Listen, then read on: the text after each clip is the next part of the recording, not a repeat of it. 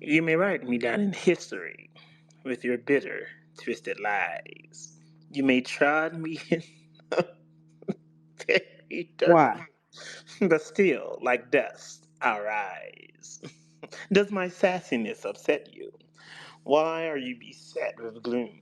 Because I walk like I've got oil wells pumping in my living room?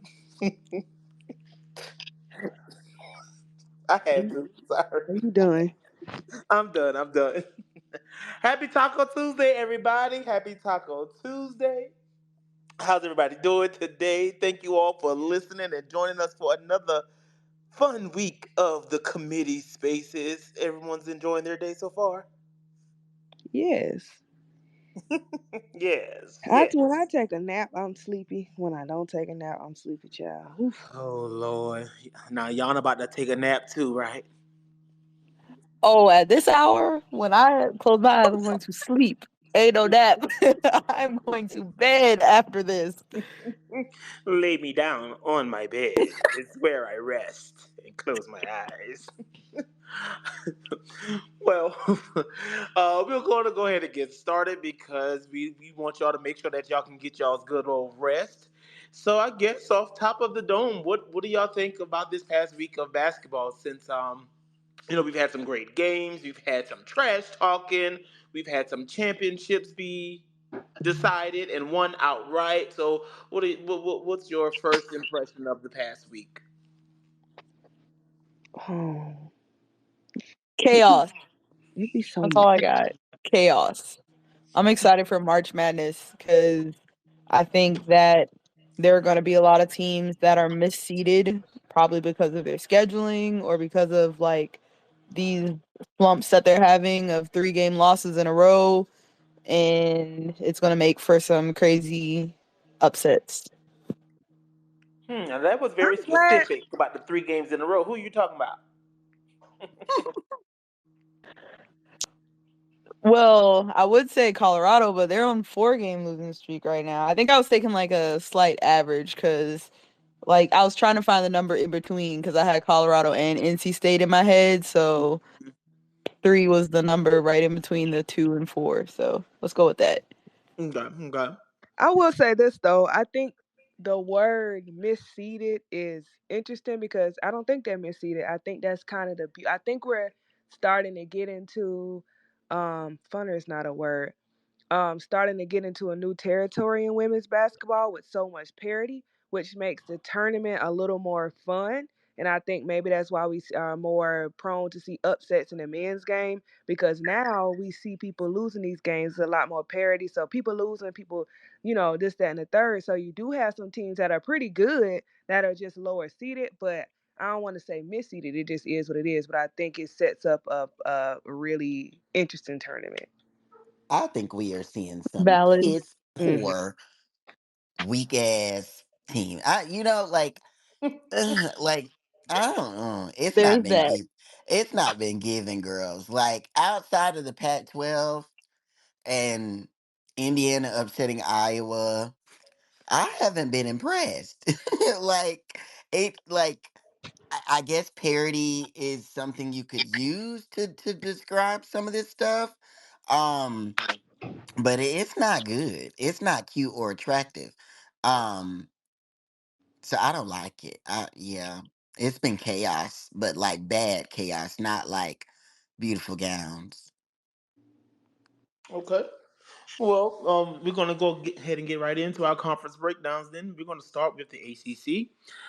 Virginia Tech, they did have a pretty good showing. And, obviously this was their first. This was their first college game day experience, and the girls were drinking on TV. Shouts out to them. Carolyn was like, "Heck no! Hold up, wait a minute." So, what did you think about Virginia Tech's performance last week? Um, they play like Uh, they play.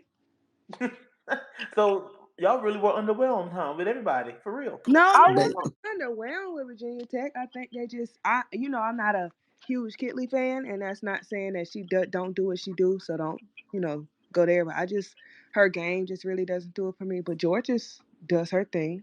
Mm-hmm. They got this one girl that be stepping up. I can't remember her name, but they just kind of. They're Virginia Tech. Like it just is what it is. I will say that I think Kitley, much like Kunane last year, is in the perfect conference to dominate as a post player.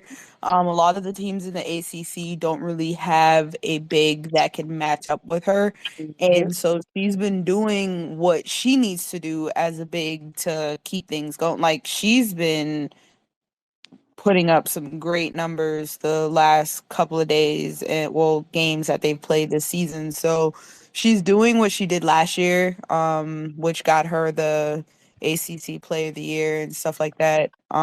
So like I'm looking at her stats and she's like 25 and 12, 34 and 13, 34 and 11, 26 and 12, 29 and 13. Like she's been doing what she needs to do and she's in the perfect conference to do that.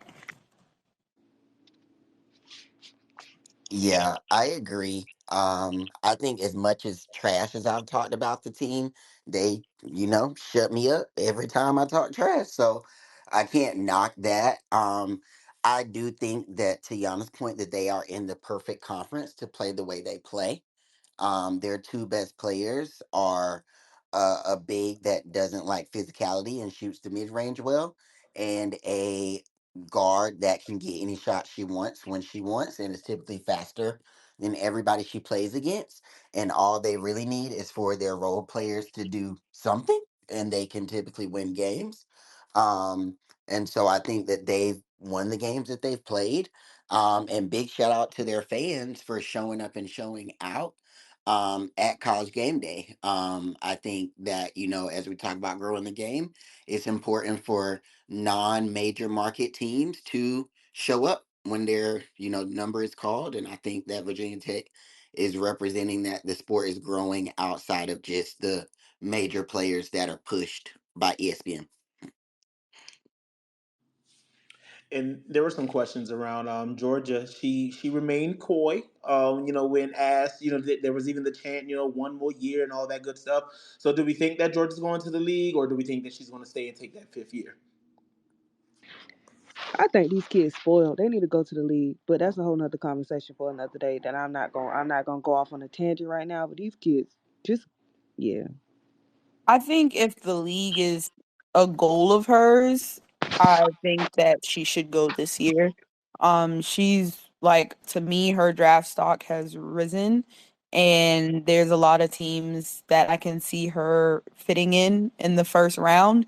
And with next year's class is like deep with guards that I would pick over her. Like if Rory Harmon is ready to come out because I don't know if she'll get a redshirt year because of this year. Same with if Olivia Miles decides that she has a good year and she's done, then you'll have Paige. So I think that this is probably, like go when the iron is hot. Like this is the time if that's a goal of hers. If it's not a goal of hers, then stick around and stay. But if her goal is to go to the W and stick, I would leave this year. Yeah, if she's title chasing, it's this year or bust for that team, anyways. So I don't really see what is left to do at Virginia Tech after this season, to be honest. So I would say go for it this year. Okay, and so Duke has had a pretty solid week. They got two ranked wins against number 17 Syracuse as well as number six at that time, North Carolina State. So, do we like where Duke is trending? They're currently sixth place seventh in the ACC, but there's not that much gap. There are four teams that's tied for fourth right now at 11-5. So we don't know exactly where they could be looking at, or in terms of seeding for the ACC tournament by the end of the season. And they're currently 18-9 overall. So what does the ceiling look like for Duke, and who's been some of their bright spots over the past couple weeks? Their defense, Bingo. and I mean they finally starting to hit some shots. They got Reagan Richardson who can heat up and score. That girl with the 2C hair, Mayor. yeah, her. She's starting to she kind of found her stride, but they win from their defense. That's where they start. Period. Like at the very end of the day, it's their defense. And I've like we talk about with the ACC, I think their big Kennedy Brown and their backup have held serve really well for them in competitive matchups, which helps them a lot. Like to Lowe's point, they don't have a traditional like scoring offense where they can get what they want when they want. So they've got to continue to get stops so that their offense can heat up. And they've done that consistently against some of the best guards in the country, in my opinion. So, tournament wise, I think for them, a successful season would potentially be getting an upset and making it to a Sweet 16. But I think realistically, their second round um, team. Okay. Now, elsewhere in the triangle, there's North Carolina State, who's been on a little slide. They losing the battle of the Carolinas. They suffered an L to both North Carolina and Duke, and they face Syracuse and look for a win against them, who are currently ranked number 19, and then closing out their season against Wake Forest.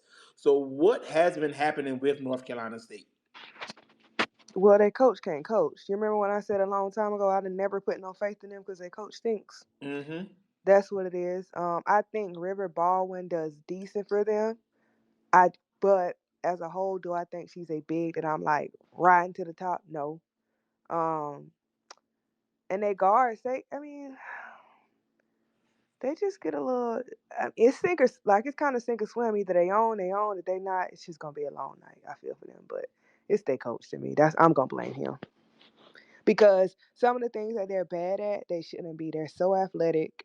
Um, getting back on defense, playing defense, not being able to sprint through offenses, some little stuff like that. They should not be bad at given his caliber, this type of player. But he is him. Yeah, my biggest issue with them is they are like not patient at all as a team. Like offensively, it's first shot or fail. Like they don't take good shots. Most of their shots are typically contested. Mimi, as long as she's been in college, still does not know how to play within the flow of the offense. Although I love Sanaya's growth this season, I think she still has to do a better job of running an offense and like actually trying to use her athleticism to create space for her teammates. And just finishing, like finishing around the rim, um, playing through the post, even though I don't think Rivers like this amazing center. I think she does enough to where if they actually involved her in the offense and moved around her, a lot of them could score more. But when things don't go well early, they go to jump shots and contested jumpers and threes, and it takes them out of the game. So, to Lowe's point, I think it is coaching, which is frustrating because they started off the season so hot. But I'm hoping they can find stride going into the ACC tournament because I do think if they do get hot, they can make a run. But if they play like they've been playing, they'll be out before the Sweet 16. And I think what you kind of said kind of points to the difference of a Rivers leaving a South Carolina and going to a team like that. And this is not it's not intended to be shady or anything like that. But when you're at a South Carolina as a guard, you're gonna run through this goddamn system, even if it means we just gonna hold the ball and look at each other. Trust me, I know. I get aggravated too. Real bad. I get aggravated because we standing here looking at the post, running back and forth, trying to give him the ball. I get it. That would get on my nerves sometimes too, because it does. But then you see the flip at an NC State to where you don't have that same I don't want to discipline is the word. I don't know because maybe that's what he wants him to do. So I don't want to use discipline, and you see the difference. Yeah, I agree. Totally. Westmore will always give you less than what you expect. Not less, more. Jesus. Yana. I agree with what everyone said. I think that they like because of them being so rushed offensively, it hinders them defensively. And that's what they were really good at the beginning of the season. Scoring allowed them to set up their defense, and they locked down on defense. fast break, go, go, go. But the shots aren't falling. The shots are rushed. Too many threes. And even if they're missing, they still keep shooting them like they're not missing. And threes lead to long rebounds, which they aren't getting, leads to the other team scoring. It's just, yeah, it don't work. Okay. Who else in the ACC do you all think have been trending upward and really looking to probably get one of those top spots heading into the ACC tournament? Are we looking at Syracuse? Are we looking at possibly a team like well, who else is there? Louisville. They've been kind of a slump. I think they're probably going to be out of the top 16 in terms of the reveals or for seeding. So who is the bright spot? I completely missed them losing to what team was it that lost on Sunday? Louisville Um, They lost. lost to Virginia Virginia. and they yeah, I lost missed that. to Syracuse before that, which led Yeah, Jeff I Waltz think I knew that, but to I greet missed. them. Jeff Waltz greeted them on the court and said, "Congrats on learning how to lose 2 games in a row." That is hilarious.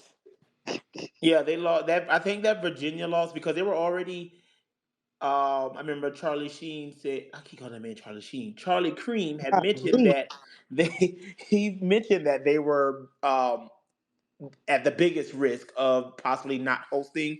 And I think I can't remember if they went and immediately lost to Virginia or if that was last week and then boom, obviously they got the win against Georgia Tech and Virginia, excuse me, Virginia Tech. So in their past 6 games, they're 3-3. They've won against Notre Dame, Boston College, and Georgia Tech, but Mhm. they've lost against Syracuse, Virginia Tech, and Virginia. So I'm pretty sure Gonzaga's probably somewhere smiling, and a few other teams that were probably right beneath them in like that 17 to 20 range have probably been moving up as well and are excited to potentially get a chance to host. Yeah, I completely missed that. I'd have gagged him because I'd have been like, "Well, bitch, you the coach. Congratulations on coaching us to 2 losses back to back at home. Let's get on the slide and go down together." I don't know, shit. Oh, they do got that slide. No prize at the end of that slide. So we're going to head over to the Big Ten. Indiana had a pretty interesting week. They lost to Illinois, then they turned around and I won't say beat the brakes, but they turned around and handed They beat Iowa. the brakes They off whooped them their girls. ass. It's They okay to tagged say that it. ass and stared at them in the face when they did it. They From did. start to finish, there was From the never a ceiling to the contest. wall, the rooter to the tutor, they gave their home crowd and shouts out to their girl. I don't know her. She pulled her best Mariah Carey impression, and she don't know who Caitlin Clark is. She's a fan of the crimson or the white and crimson or whatever their colors are, and she was there rooting on her team as they. What is Indiana's mascot? The Hoosiers. Hoosiers. Hoosiers. Yes. She cheered for her Hoosiers to a win against Caitlin Clark and the Commodores. So, what do y'all take away from that game? Iowa some frauds. Mm. That I think I said it on the last spaces, but genuinely, and I think Andrea said it as well, and she ate that shit up. There might not be 16 teams that can beat Iowa in the tournament, but there's definitely 8. And when I'm looking at seeding, I personally don't think Iowa should be any when I say lower, I mean like 2 or 1. I think they're a 3 seed. Like I don't think they have Mm. won enough. I don't think that they've played enough tough teams. I don't think the Big Ten is deep enough. And considering that their record against, at best, the 2 best teams in the conference will either be 2-2 or 1-3. So their record against the 2 best teams in their conference could either be 500 or even. I'm sorry, or less than or below 500. They have a loss to Kansas State, and their best win is against Virginia Tech. So I personally don't see them as a 1 or 2 seed, given how hard the Pac-12 is. Um, so yeah, I I don't yeah, beautiful gowns. Mm. Yana, was it you? Who said about the way the game was refed and the physicality? Yeah, that was gonna be Can my you yeah? my Can you repeat take. that, please? So, as I watched the game, the biggest thing that I saw was how Indiana was allowed to defend Iowa. That's what I got from the entire game because I do think Caitlin is an amazing scorer. And with an amazing scorer, you got to be able to defend her. Like, you can't just be sitting staring at her, afraid that if you touch her, they're going to call a foul. And I've noticed it with multiple predominantly white teams when they play the teams at, like, when they play Drake, when they play Northern Iowa, when they play Michigan. Like, those teams are allowed to defend Caitlin the way you would need to defend her in order to give her a little difficult time. But when they play predominantly black teams, it's a little bit tougher to keep up with Caitlyn sometimes because if you touch her, they're immediately going to call a foul. And so I think the way that Indiana was allowed to defend her also helped them in winning that game because they were allowed to actually frustrate her and get physical with her and stay with her and fight over the screens. Those things that not everybody is allowed to do. So, yeah, do with that what you will, audience. Well, to to the Indiana perspective, I that team is really confusing to me. Like I said before, that loss to Stanford early in the season was so embarrassing that I really haven't been able to look at them the same since then. And they also just lost to Illinois.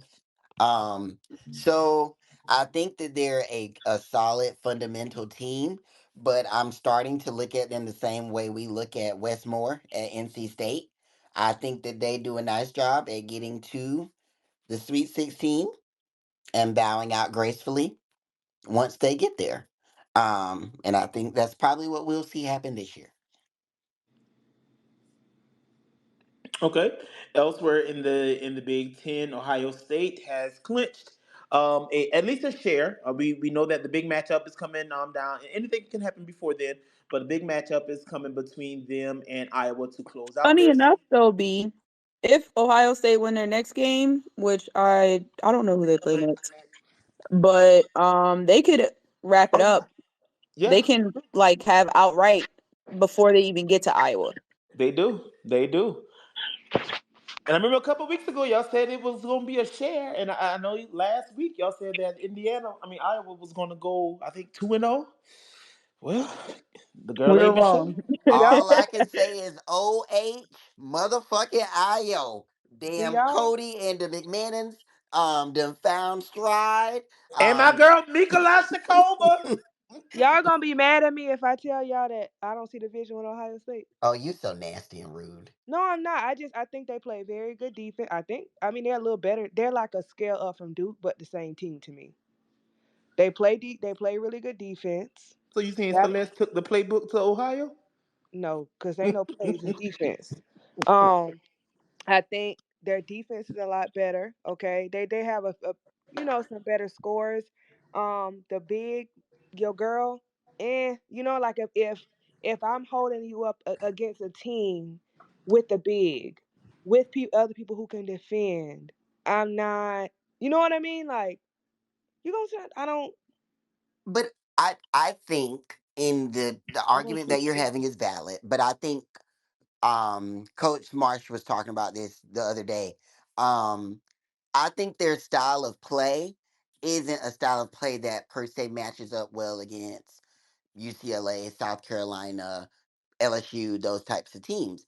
But we've also they played UCLA this season and they almost got the win against UCLA because of their ability to just get hot. And that press when they have momentum is scary as shit. And so if you don't execute, like yes, they have the size, but to get the ball to the people with size is challenging. And I think when Cody's locked in, that's a really hard player to guard for anybody on any team. And they just have like JC's a lottery pick in my opinion. Like they've got great players. Mm. I just think that they don't necessarily do it the same way that we like to see it done, which is why it's like I don't see the But vision. that's But the for thing. I like defense, and I still don't see the vision. No, but so for me personally, I don't think their defense is elite. I think Oh, okay. they've gotten taken out of the press several times this Okay. season. Like I thought their defense was much better last season, and I thought part of that was because they could drain the three ball. Like when they had what's good sister? Maryland to Oregon State to Ohio. You got the point. Mike Um Sarah. Mike Sale, Oh, I agree. I had no clue. yeah, she was pivotal to that team's success last season, and specifically the press, because they like if you could, that girl was knocking that shit down. So they make a shot, they press you. You make a shot, they press you. Like they could do that because they scored a certain type of way. This season, they're a lot more downhill. They're a lot more get you in foul trouble. So JC's on. Mississippi State in the old days. Yes, exactly. Yeah, yeah. Um, yeah. I don't know. I just, but and the fact that they just so up and down, like you said, sometimes they get hot, sometimes they don't. So I don't know. I just we'll see though. And I like Celeste as a defender. I love, great. But when I always say if I ever have to, like I said about Baylor, if I ever have to depend on Dreana Edwards, I'm screwed. If I ever have to depend on a Celeste Taylor to score to me, I'm screwed. I'm sorry. And that's not. She does her job when she's scoring. She's scoring. But if that's something I got to depend on, no. I will say this: of all the teams that we talk about going to the tournament and wetting the bed, in the most recent history, Ohio State is the one team that doesn't do it. Let's not forget Mulkey's first year there. She got the upset in LSU. Then they proceeded to get a win last season over UConn, and almost made it to their first Final Four. So I think if anybody's you should be fearful of in the tournament, Ohio State is one of those teams solely because when them armpits start sweating and they put that press on you, it get a little nervous. And they're a veteran team. Mm-mm. We'll see. Okay. Shouts out to say it again, Dolores. Oh. OAIO. That's O'Reilly. Never mind. Okay. All right. So going to the Big 12. Aoka Lee is back. There is a very close race to the title. Who do you all think is going to win it? Because right now it's looking like a battle between Oklahoma, Kansas State. Is there an upset that could potentially happen? Do you see Oklahoma losing its grasp on the title? Or who do you? Excuse me, Lord, I can't talk. Who do you have running away with the crown for the Big 12? I think it's going to end in a tie. I think it's going to end in a tie between Oklahoma and Texas. Not the two. Not they taking they leaving the conference and taking the title. Coda, you want to say? Well, Say hey, Coda. Coda said hey. hey, Coda. Gang, gang. Okay, go ahead. So Texas and Oklahoma play tomorrow, and that's to me is going to be the deciding game of who wins the conference. I don't really think Kansas State is in it anymore. Like Texas last two games is Oklahoma and BYU, and I want to say Oklahoma ones are pretty easy. Well, they play Texas and then they play Kansas. Kansas ain't no host, so that could be a tough one too. But I think that Texas game is going to be the deciding factor because if Texas wins, their records will be tied. If Texas lose, then Oklahoma has like a two-game lead to pretty much. Even if they lose to Kansas, it don't really matter. They still win.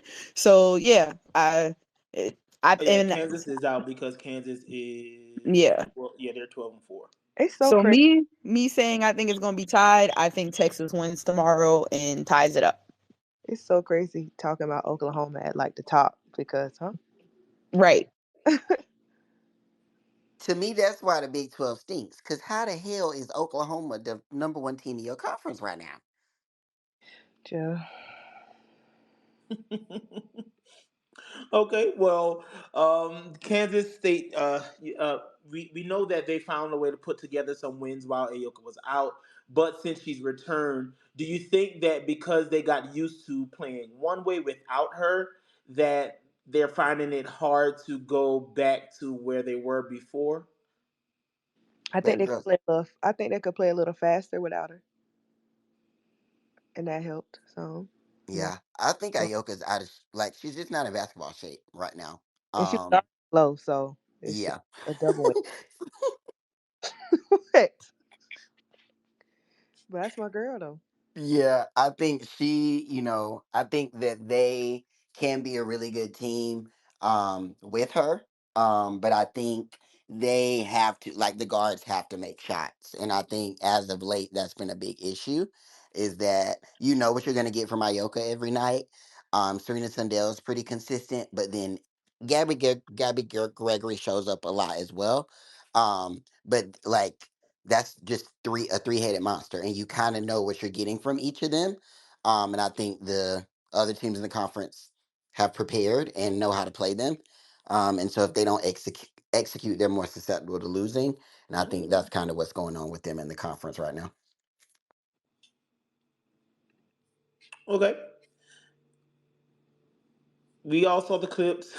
I think there were quite a few comments in regards to the West Virginia game and that ending. Obviously, West Virginia, excuse me, Baylor and West Virginia. What do you all think about that particular game? It's quite a thrilling one, I should say. Banana peel. I'm weak. Like I feel so bad for them because they had it and just I don't know why you inbound the ball like I don't know. But Quinterly is like that. She from your area, right, Shay? She from Norfolk, I believe. Okay, okay, okay. Yeah, a close one. They dropped to number 24 at the time. Baylor 66-65. So a 1 point game at home definitely is crushing. But West Virginia, they're still 11-6, 22-6 overall. So they look like a tourney team. Do you think that West Virginia could catch someone slipping depending on where they're seated? They came back from over double digits down. Like there was a point in that game where I was like, I'm about to turn this shit off because they were stinking up the building. And JJ went on a personal "I'm gonna whip your ass" run, and within the span of like a minute, she took a six, literally basically evaporated a 6 point lead and got them in the lead um, to win the game. I think they're another team where they have a star scorer and they've got other people around them. And if the star scorer is not, effective, then but if JJ goes off, they can beat a lot of teams. So I do think that they will be a scary matchup in the tournament if they're on. What are some pros about West Virginia that could make it difficult for in the matchup? They play in the JJ middle of Quinterly. nowhere. What you say, Shay? They play in the middle of nowhere. That is the worst school I've ever been to in my life. Will never go back. And it helps them because they can play anywhere. Because if you can play in that shit and survive in that shit, you could win anywhere. So is it the actual campus, or is it because of the location of It's where the all campus of it. The campus, the location, the They say I, birds fly backwards over West Virginia. Don't nobody want to be there. is? The visual that just created. They say some weird shit like that about West Put it Virginia. in reverse, Terry. Okay, so we're gonna head on to before we're gonna switch it up. We're gonna let the Pac-12 be last. So going to the SEC. LSU's had some good wins over A&M, Auburn. They got the revenge against Auburn, and then an exciting one. Get your money up against the girls down there in Knoxville. So, do we think that this is the LSU team? Remember, it's kind of similar to last year, playing not so decent competition in the off season. I mean, in the regular season, then got the conference play. Things started to look a little different for them, and then obviously we all know what happened. They went on to march their way to the national championship. Do we see that as being a similar trajectory of this particular team? No. I'm weak at the flat out no. Because Okay. hold on. I tuned out for a second and I was like, who wonder who he's talking about? And I'm like, okay, I could just wait. Tiana just says no. So now Wrong. Wrong. wrong. So I think last year, um, they had depth Hmm. and they had great players at key positions. And the point guard position still concerns me. And the fact that Flage was sick on Sunday and they literally had no one that could spell her minutes is a concern. Um, I mean, they still won. So that's like, that was a good win for them. But I do have the concern of just depth conditioning. Like honestly, Tennessee probably could have won that game if their point guard wasn't being awful because they came back and when they were on their run coming back, LSU was tired. They were fatigued. They weren't getting rebounds anymore. They weren't out rebounding. They weren't defending as well as they were to start the game. They couldn't get any shots going. And Tennessee's point guard kind of just gave the game to them and put it in, like said, hey, go have it, go take it. And they took it. So last year, I think they had a little bit more depth to lean on. Really good, solid pieces that came off the bench to help spark a lot of the games that they played on that run to the championship game. Like Jasmine Carson, she was really key. LaDasia Williams was obviously key. Alexis Morris, and I don't know if they've really filled Samaya those Smith. roles. Somebody Samaya also. Smith, who's out this season. Katari Poole, like those were people that not the big names, but they all played really important roles to get them where they got last year. So it's flawed. Was she sick? Because I thought she was hurt or They hurting said because she you was remember. sick. Oh yeah, Yeah, because you remember in the game was what game they played before that? She hurt her ankle, and she was Auburn. there. Yeah, she was like almost crying, like she was crying. Then they put her back in, and I'm like, damn, like. But I know like she don't got no rest, so I'm like, damn, is she still hurt? Cause and Sama, she could have just been tired. She looked a little like not as smooth to me. So I hope she good, cause I thought her ankle was still hurt, cause the way she was crying, ankle sprains stink. So I hope she good. To B's point, I think mm, there I LSU's hard to gauge because they're a Kim Mulkey coach team, and I think come tournament time, Kim Mulkey's team look two ways. They either look like they're gonna do what they did last year, or they look like the Baylor team she had a few years ago. They got waxed by Mississippi State. Like it really is no in between with her teams. They either look like a contender or they look not like a contender. And I think this season the biggest difference that I see, like outside of some, is that Angel has to play the five this year, and it is a mismatch for her offensively. But I think in terms of like rebounding and when it's time to win the game, that is not good for that team because Anissa's a small four, Angel's a small five. When you wall up against her and don't allow her to get the first rebound off her miss, because she typically doesn't make the first one, she that kind of takes her out of the game. Then she wants to go try to foul, get you in foul trouble. And that requires refs blowing the whistle. I think that their lack of three ball shooting, especially this year, is really biting them in the ass. I think Michaela is in a key position at the three. And I think that as a true freshman, come tournament time, sure, she may come into tournament and drop a few back to back 20-point games, but we know we've seen what fatigue looks like in her body, and as she said, adrenaline. She can show up and go 1 for 10 from the 3-point line. So I think that this year they have a lot more unknowns at key positions, and they can't just go to somebody else when those unknowns aren't showing up. And the team is just not in hoop shape. Like for me, Haley Van Lith was the reason they won against Tennessee, and we've seen that other teams can throw a certain player on her and take her out of the game like easy. So I think that's kind of where I look at them and I'm like, I'm not sure yet, but I think if they get a favorable draw, they could walk their way into Final Four, but they could also bounce out in the Sweet 16.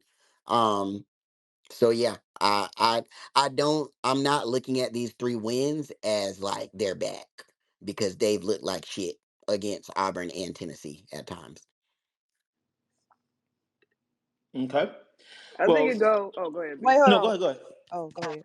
Oh no, I was just gonna say I just think it go their ceiling is what Michaela can do to me. Like if she hooping for real, like she was when they started, even though they lost that Colorado game, like you need her to be in that bag. And if she not in that bag, like the Lord say, it could be Sweet 16. It could be before that for all I know.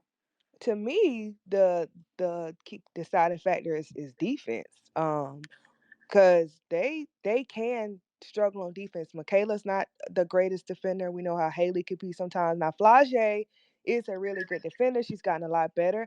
But her having to defend like that, with what y'all were saying earlier, without the rest, that that stinks. So now you might need her to score too, especially like Shay said, if Michaela's not, and that's a lot for her. Not that she gonna be tired, right? So to me, that biggest thing is defense and how can they defend. Like hell, if I could stop you from scoring, if I ain't scoring either, it don't matter. But I gotta be able to defend. Period. And I think that's what. Oh, and Anissa's doing well on defense too. That's where my question marks come in, is their defense. And I think that they're still trying to figure out a way when it's the big games. I don't think they've really found a way to mesh Anissa and Angel in the big games. Like I think when they've played a lot of the weaker opponents, you've seen both of them go 20 for 20 and it's like, yeah, this is what we expected. We expected them to get like 40 rebounds a game and we expected them to dominate in the paint. But like when they played Auburn, Anissa was struggling to get going. And then when Anissa's going, Angel's struggling to get going. When they played South Carolina, Anissa was the one who started off hot, and Angel was struggling to get going, and then it kind of flip flopped. And when Angel's going, Anissa's struggling to get going. And so, if you can find a way to make sure that both of them are going, that will help them in the long run, especially with their guards being so up and down. But see, to me, I don't think it's possible for both of them to get going in the big matchups because Angel playing the four eliminates some of the scoring, like play through Angel that they used to be able to do. Because if Angel's being defended by Camilla, Angel's not gonna be the first option. Like when they played South Carolina, I knew their game plan as soon as the game started. Like it was, we're gonna pick on Chloe because she's their weakest link, and then if we're not picking on Chloe, we're gonna pick on Pow Pow, and that's what they kind of rode on the entire game. When Angel went off, it was because Anissa was in foul trouble. They brought Del Rosario in, and Del Rosario plays the five. Angel, they can pull whoever South Carolina's five is out the paint and just let Angel play bully ball against the smaller South Carolina defenders, which was Sanaya, Chloe at times, and then Ashlyn got in quick foul trouble. So, like their game plan is very clear to me, and I think there are just teams that can prepare for that, like Colorado. Angel can't do nothing with Vonleh, you know. Um, Look at the Trojans. If Rhea Marshall's on Angel, Rhea might not score, but Angel probably not gonna score a lot either. Look at Connecticut, Aaliyah Edwards. So who's probably gonna go off if they play Connecticut? Anissa Morrow. Look at, we've seen the South Carolina. Like I just think they are a team this season that because Angel's not at her true position or her best position, they can't really maximize the roster because remember, they brought Anissa to be the three. When they lost Samaya, Anissa now has to play the four. And when she might do good for a few quarters, but once people start throwing them hips on her ass and boxing her out, and she get a few little elbows, that she not jumping as high no more. She not springy no more. And WBB. baby, them wide backs gonna wear you down.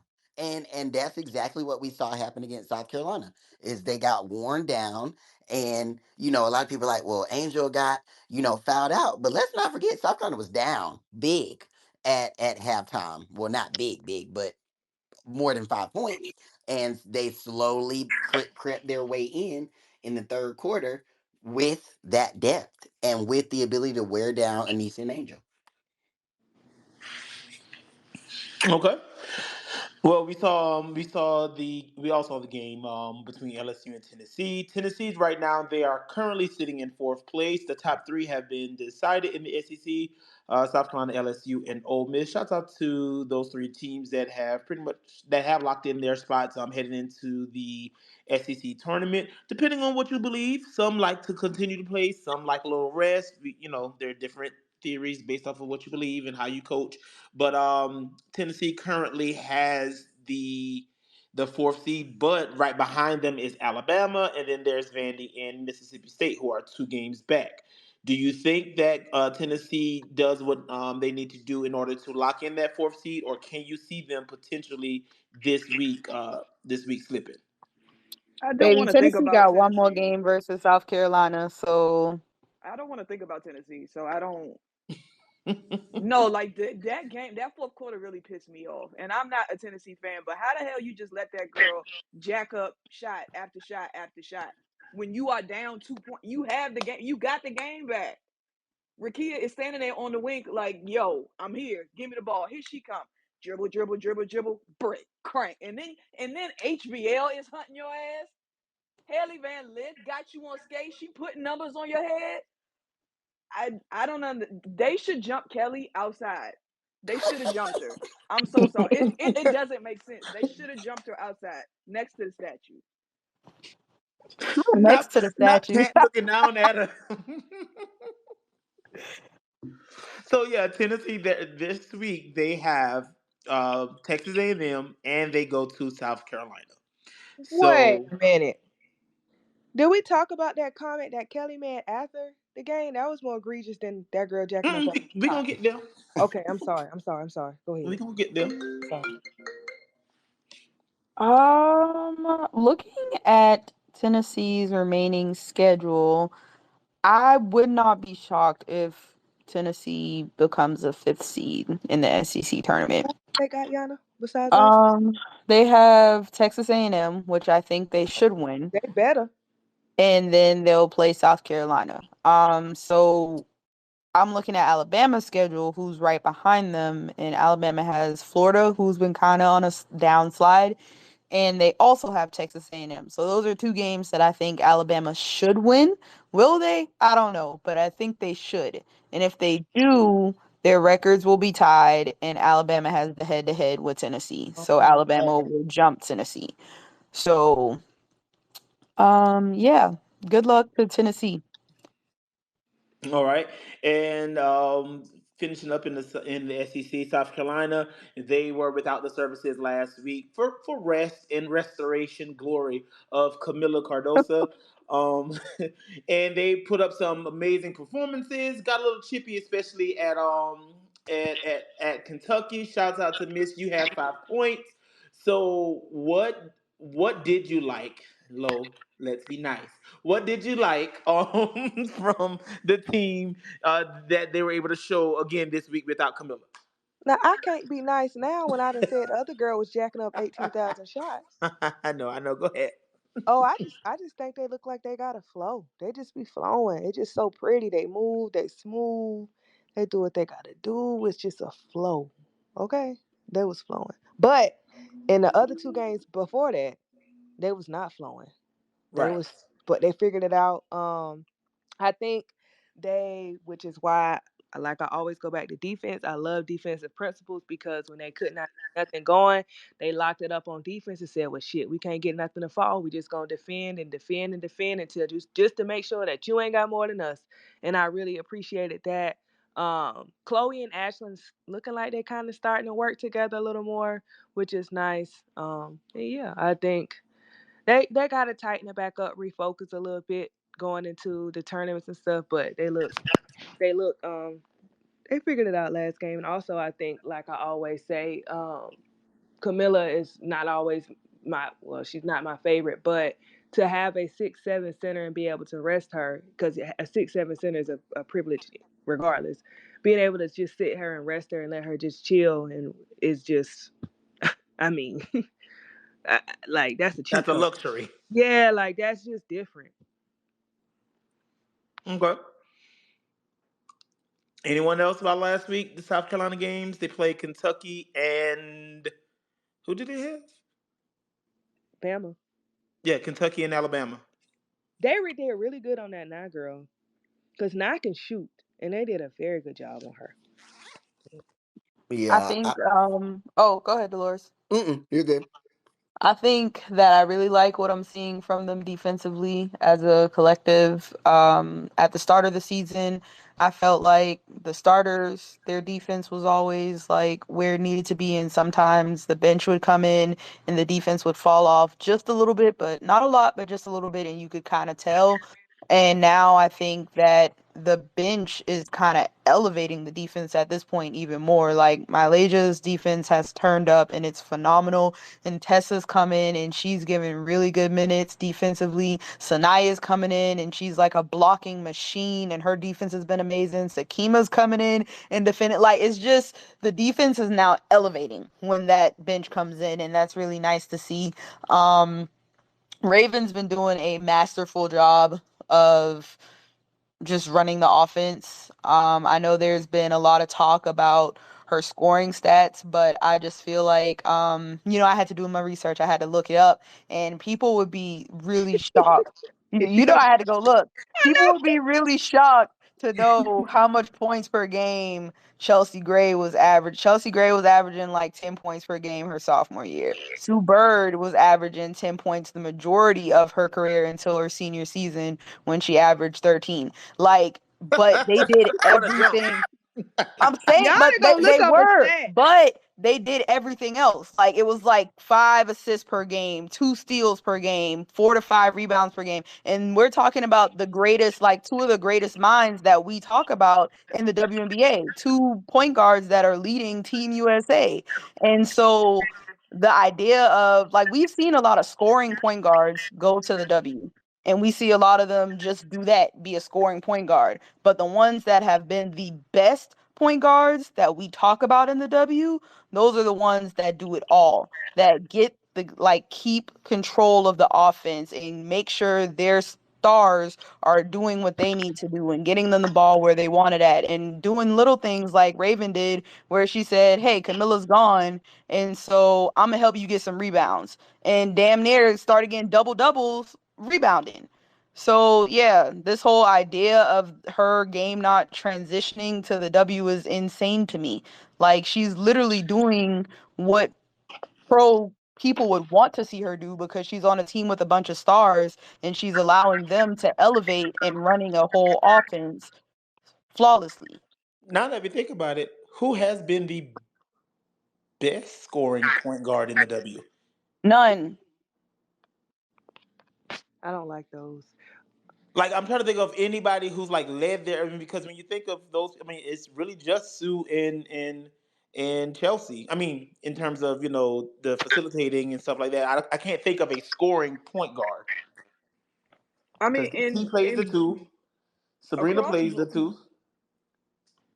well, yes, across men and women, like outside of Steph Curry, like your team is if your point guard is your best player, your best scorer, you're not winning a title. Huh. So does that go hand in hand with the little guard comment too? No, we're not gonna do that. Okay, not today. Shout out to Becky. Okay, so um, anybody else want to add on the South Carolina game? Dolores, you've been quiet. Yeah, I think Lowe and Yana basically hit everything that I was going to say. But I think for me, I've been saying I wanted to see Pow Pow and Breezy get their confidence back. Um, and I can't. Maybe it was the Alabama game, but I knew when Breezy. I think she had like 4 points. We didn't score it all Hmm. basically in the first quarter, but she had the majority of our points. And to me, I knew after that game that she would be fine. Because Breezy is a confidence player. Like when she sees the ball go through the hoop, even if it's a layup, that's the little motivation she needs to, really go for her shots and like shoot them confidently. And I've loved that since she hasn't necessarily been making her three ball at the high clip, that she's taking two dribbles inside and stroking that mid range. Whoa. Um, so not like it's so pure. Like I never think it's gonna miss. And same with Pow Pow. Like she basically didn't score in the Kentucky game until the third quarter and made like three consecutive threes, and all of them were wet. So I think those two players, along with Camilla and the bench, I think those two players when they're scoring add an extra dynamic that makes his team really hard to beat. So I'm happy that they look to be gaining some confidence. And Tom asked us to talk about Sanaya. So I will say I want her to like actually try to make her layups now, but I love that she is being aggressive on offense, passing, rebounding, blocking, but then also just looking for her shot more. Because when maybe Camilla's not shooting well, or just when we need our second unit, I think if she can continue to be a solid scoring option, that makes the team a lot harder to beat as well. So, I want her rebounding to be a tad better as well. oh God, yes, that too. Tom Yeah, also mentioned going back to the who's the I guess one of the better scoring point guards. Um, it was he said Skylar. but I don't see Skylar as a point guard in my opinion. Oh, no, I call Scholar PG. I can see why, but I think like to me, Skylar was the original Sabrina. Like for the team, she plays the PG, but Skylar got she's defense. yeah, like and she's the best. When I say that, I'm just talking about I know, I offensively. know. But like if you put her beside like a true point guard, I think her numbers go up exponentially. Like a two guard lineup with Skylar at the two traditionally for me would really maximize her as a player. But Ah, that's that's just a me thing. But yeah. okay. Heading out west to us with Shay, the Pac-12. It's been a whirlwind over the past few weeks, and you all have mentioned it. Everyone, they're going to beat up on each other, and so we can't really be sure who the Pac-12 champ will be until like probably the final week. Well, Stanford has done it again. They leave the Pac-12 down to the Pac-2, and they'll be headed to the ACC next year with a different type of competition. So, were you all excited, or not excited, but were you shocked to see Stanford pull this out and be the Pac-12 champs this year, or did you kind of like see it happening already? I was shocked. I'm not even gonna lie. I was shocked. I do think that um yeah, I'm gonna just say I was shocked. And I think that now that we've talked about the ACC and I'm realizing that Stanford's going to the ACC, Kiki Arioffin's about to eat in the ACC, bruh. Like she's about to dominate. I Who'll be can't her wait. competition in the ACC in terms of Nobody. bigs? She Because about to Lee's dominate. gone, But yeah, Olivia. Stanford shocked me. They I didn't have them. I had them finish in top 3, but I did not have them winning it. I didn't. Congratulations. It's the least they could do. Finish it out strong, I guess. So there's UCLA. UCLA have put together some nice wins as well. Juju's been doing her thing there at USC. So the Battle of Los Angeles. I'm pretty sure Spencer James is somewhere around there running around excited. So Shay, what do you see from your LA schools? Well, only one. I'm so sorry to the people in light blue. God bless. First of all, Juju, bitch. On Colorado, although I hate the way that game was ref. I wish Jalen wouldn't have fouled out. Like, I think the refs really are not used to two dogs playing in that conference. And so I think they called it way tighter than it needed to be. And that shit got it. They ruined the game in the third quarter. But Ju hooping, I hope whatever is ailing her just needed a nap and some rest because she asked for a sub and she came out for part of the game on Sunday, and that is not like her. So I hope that whatever it is, she's okay. But we got a case for a one seed. And let me say this, bitches. If we get a one seed, I want that trophy mailed to Lindsay Gottlieb's address. I will be there to sign for it. But it needs to have player of the year. And I don't even care about freshman of the year. But that player of the year shit need to be hers if we get a one seed. Mm. Okay. back. So you think y'all get the 1 seed if y'all win the tournament, Shay? 100%. Ah, They should. we should just because of what is we've been beating up on each other all year, but I don't know, and I don't really know how Cream Machine and them are going to evaluate the Pac-12. I But think that if you if you get if you win the tournament, you would have probably had what, two ranked wins, if not three, because I'm pretty sure y'all have the bye, so you'll play what, the semis or the quarterfinals, the semis, and the finals, and Pac-12 is deep enough to where you should see three ranked teams. So if you win the championship, I can't see a reason why they wouldn't be a one seed. So y'all don't think Oregon has enough juice to make a run to the Pac-12 championship through the tournament? Let's Oregon State. No, Oregon. The Oregon. the Ducks. or gone. I do want to give UCLA look good this past few games. They look like they now that Betts has been back for a few games that they really been figuring it Except out. last night.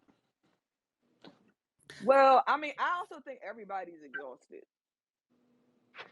Like I just think like Colorado looked gassed as hell. I think Jalen That looked was a low scoring game for them, 53-45. That was terrible. like Jalen, and she fouled out again last night. Like that's something that we got to work on that because she needs to be on the floor. But I think overall, like where the Pac-12 is going to struggle and where Juju makes a big impact is the Pac-12 is not used to downhill guards at the three. Like the Pac-12 is known for we can have a good point guard and we'll kill y'all in the paint, but they aren't used to somebody being like, I'm gonna just go and get my rocks off from the perimeter. In Colorado, UCLA, Oregon State, they're all built like that, where they're good at point, they're good in the paint, but when you get to that wing, shit get tricky. And I think that's where the Pac-12 might end up getting upset, either during the Sweet 16 or maybe before that. Okay. And Washington, they in a shocking game last week because this team was on a roll. Washington defeated Oregon State. So, what were some takeaways from that game that probably left you all like, okay, didn't see that coming? I wasn't too shocked. I kind of figured it would happen at some point. Oregon State's been starting a lot of games off slow, and then they kind of fight their way back into it. Ever since Bears has went out, so hopefully they can get Reagan Bears back and get back to, I guess, how they were playing. I don't know how long she's going to be out, but I think as long as she is out, I'm not convinced that Oregon State's going to do a lot of damage. Yeah, Okay. she had the earphones in like the concussion one, so I'm a little concerned. Yeah. No. How do Yeah, I? I don't think I'm not necessarily shocked by any of the losses, because just as Oregon State can beat a top team, they can lose to a not top team. And Arizona, same thing. Like if you play defense, you have a shot in games.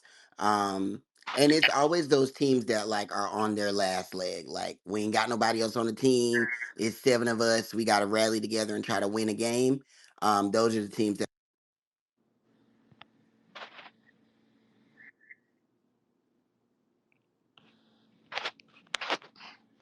I'm sorry, Dolores. My bad. Go ahead. Yeah, I was just saying those are the teams that are most dangerous. So just back towards the gauntlet from the top to bottom, and I think that's why the conference is the best conference in the country this year, is because you really don't have a team that you can necessarily sleep on. Because I think there was a point in the season where Oregon, as terrible as they are, were up by double digits against one of the top teams in the conference. So not shocked, but it's good for hoops. Okay, in Colorado on there for to close out the collegiate section of at least just a recap. Colorado on this skid that Yana mentioned earlier. Do we see them being able to turn it around? It's a little late. They gotta have a good showing in the tournament, in my opinion, at this point. and still obviously NCAA tournament team, but they need to go ahead and right their wrongs basically Yeah, during the actual Pac-12 tournament.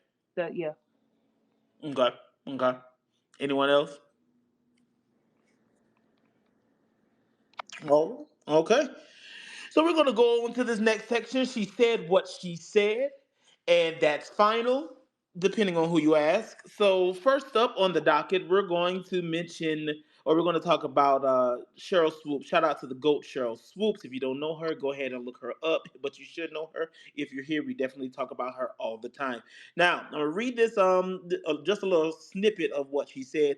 For people that came at me and say that I made those comments because I'm a racist, first of all, black people can't be racist, which is 100% true. If you didn't know that, now you know.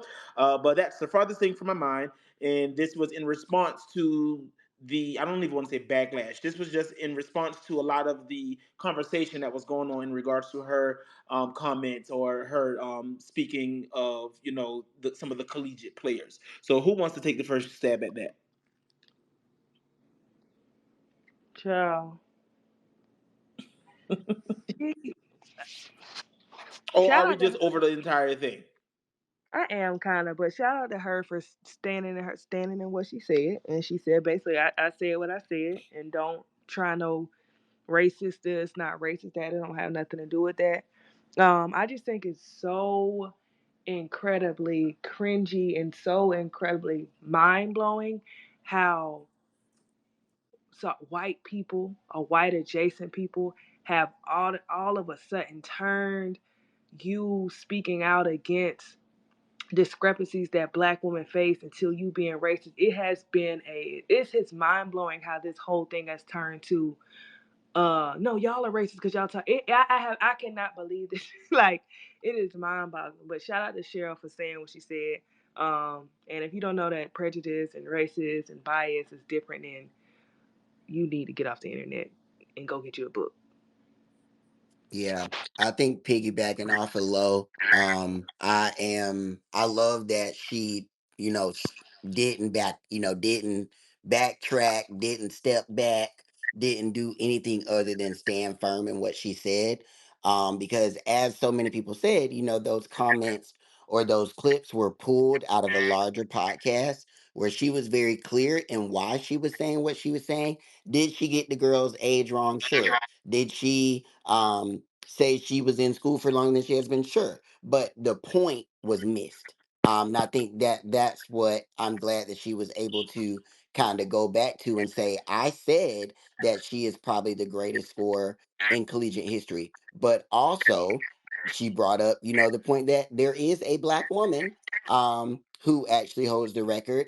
And she also continued to echo the fact that, to something Low brought up in the last space, is that we have to give these players time to actually be the GOAT that we keep claiming they are. Because if they are not, then I promise you, I'm going to get on Twitter and say what I said about Diamond. A bust.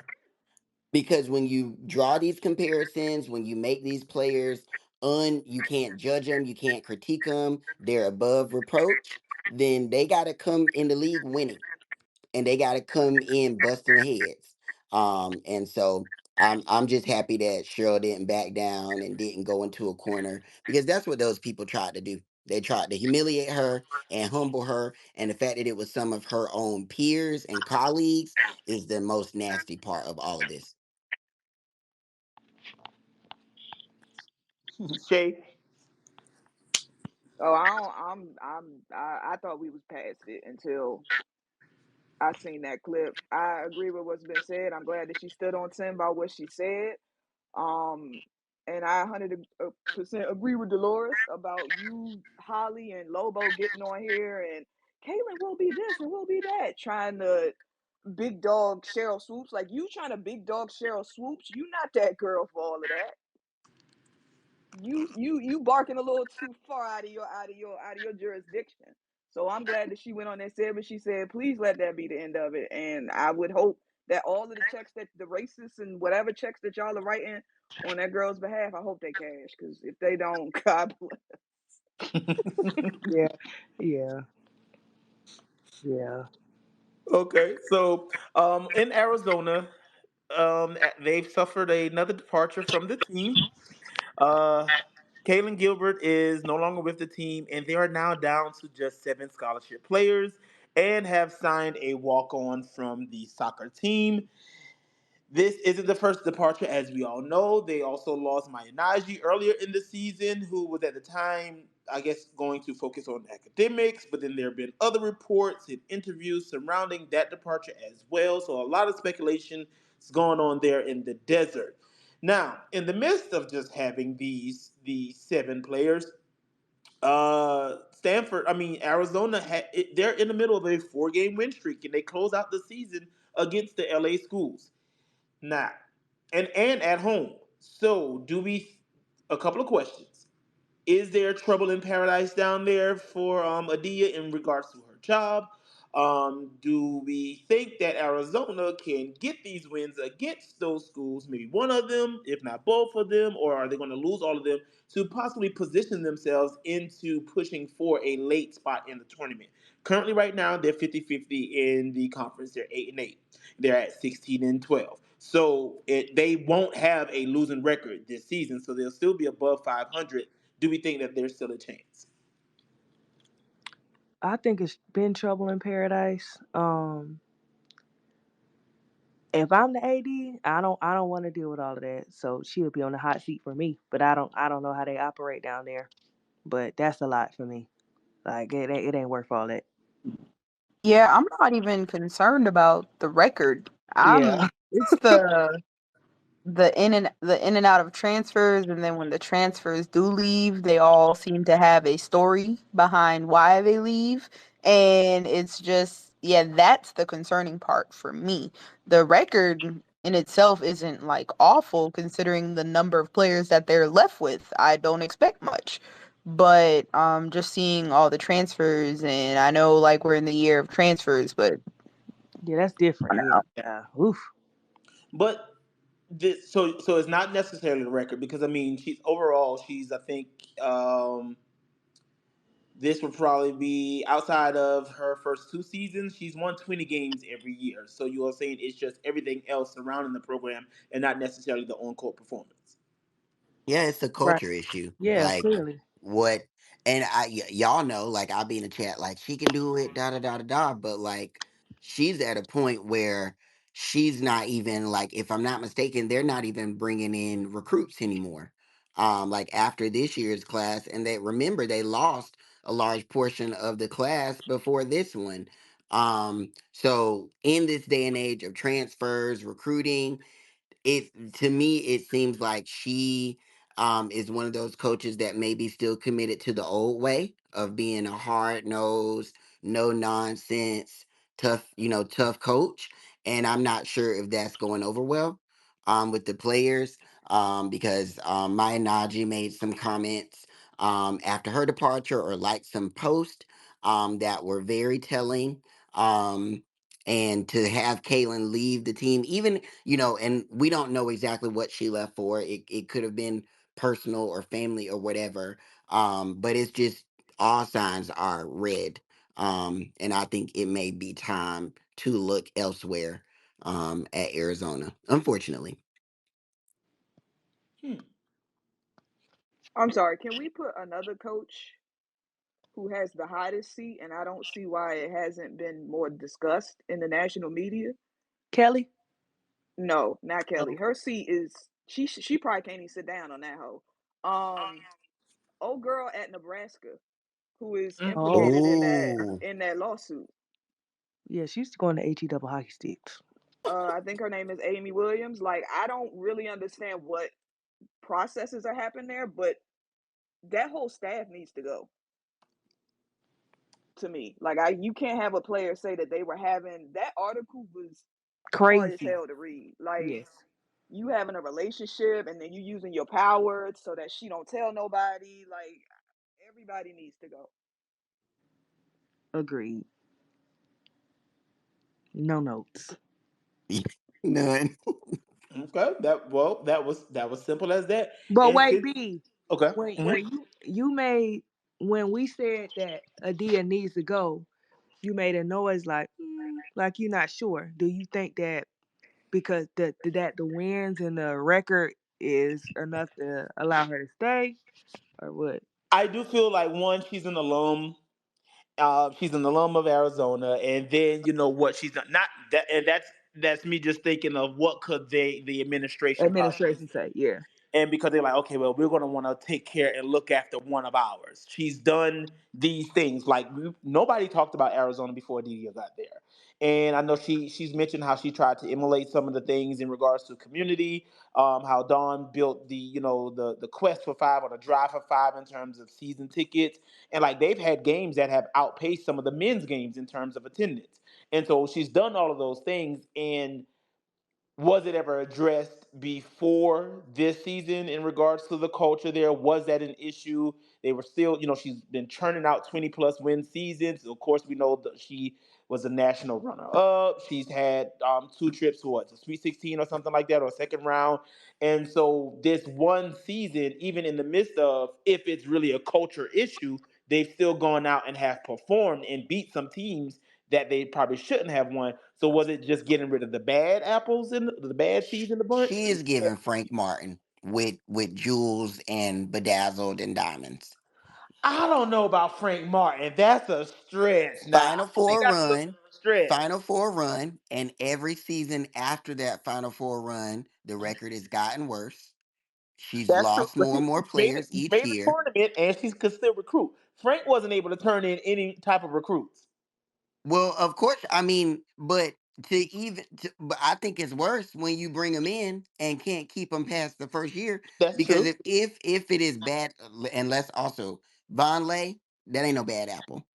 The little girl that's hooping at TCU, she was loyal to the program for 3 4 years. They no bad apple. Brought in the player from Oregon, not a bad apple. Um, yeah, it's not like we're hearing anything about these players where they're Elsewhere. committing crimes or Okay. getting Okay. suspended off the team or not bad grades. That's not what we're hearing. We're hearing leaving the team, not dismissed from the team. Okay, that's fair, and I think that's fair. I just still think though, as with her being in the alum, that will give her a little bit more probably of a saving grace. But Now, if but if if you stick if you keep her too long, you could put your team in just as much damage after her as they were before her. You got to know when to hold them and when to fold them, I and knew that's that on was coming, Texas Hold'em. I know, go stream Well, Texas Hold'em by Beyonce, please, thank you. Amen. But no, that's fair. So that's why I made that sound low because I'm just like, I feel like it'll be hard for them, to depart if she's, one of theirs. well, Now I we're want going to to say, Yost. Oh no, go sorry, ahead. I just want to say allegedly about Amy Williams, just because I know how y'all get with lawyers and shit. If what is in that is allegedly true, she should not be working. Go ahead, B. Correct. And this ain't no let go and go to another school after 2 years. You know how y'all like to do sometimes. People bring strippers and they go overseas and rebuild themselves and come back and get another coach and they fail upwards. Mm-mm-mm. Not that. Shout out to Rick Pitino. So anyway, we're gonna go to one of Lowe's favorite coaches. We're gonna go to Knoxville, and you have some thoughts in regards to Kelly Harper. Brandon, I Hmm? smacked the shit out of you. So, what are your thoughts on on Kelly Harper's recent comments? And if you don't mind, you can just make everyone aware of what it was that she said. What she said. She said, I don't have the exact quote. It was something like the eye test. If voters or people are using the eye test, then I essentially, in so many words, people if people are using the eye test, then we look okay. Essentially, like we look And we okay. know Lowe is an eye test girly. And I am, baby, because don't give me no stats. Give them the Yana. I don't want to see the numbers. I don't give a damn. Okay? My eye test, baby. And I do think Tennessee does have some games where it does look like okay, but that goddamn game wasn't one of it, especially how it ended. The fact that you could sit there and say that with how that game ended on your mind, so it's a disconnect. It has to be. That don't make no sense. Respectfully, like that. You got Rakia in the game, and that girl. I mean, the lady, and I don't always agree with her. Antonelli, I believe, literally twice said, I don't understand this baby shot selection. Everybody on Twitter saying, what is she doing? It's no way, y'all, that at the end of that game, with that happening, she went and said that. Huh? Huh? Like now I'm gonna get an attitude because now I feel like you playing me like I'm stupid. Are you playing me like I got bad eyes? And I do, but not like that. Like you gaslighting me, Kelly. Huh? Like she gaslit all of us. She did. She gaslit all of us. And I will not stand for it. She gaslit us. What I test? Yo, what? I would not stand for. I'm not standing for it. Huh?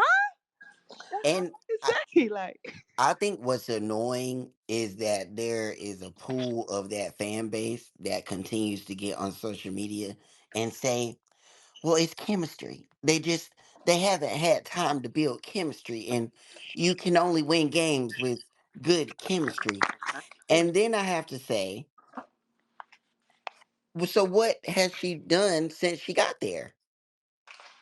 Because every single year, since she's been at that school, they've done something at some point in the season that has given mediocre, that has given mid Missouri Valley, that has given below average. They have a 2 week spark where they look good. They maybe win some games in SEC tournament or make it to the SEC tournament championship and lose. And then it's like, oh, she saved her job. She saved her job. If this is gonna be the cycle at Tennessee, If you're y'all already saving your job, then what's like up? literally just let go of all the tweets because 2008 is getting further and further away. They haven't won a trophy since they've been redesigned, right? Correct. oh yeah, the quote said, "To me, if you watch the games, we passed the eye test. I think we play really well at times. I think that has to be part of what folks are looking at. Gaslighting.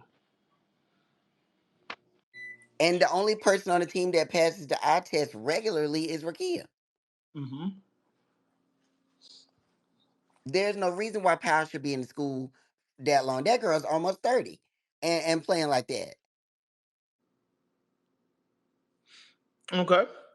Um, Staying in the SEC, we're going to go down to the Bayou. There were comments recently in a press conference about the status of Angel Reese and Haley Van Lith if they're going to decide to go on to the W. And Kim was very detailed and shared that both Haley and Angel were very detailed in their initial conversations. Angel stated that she would stay 2 years.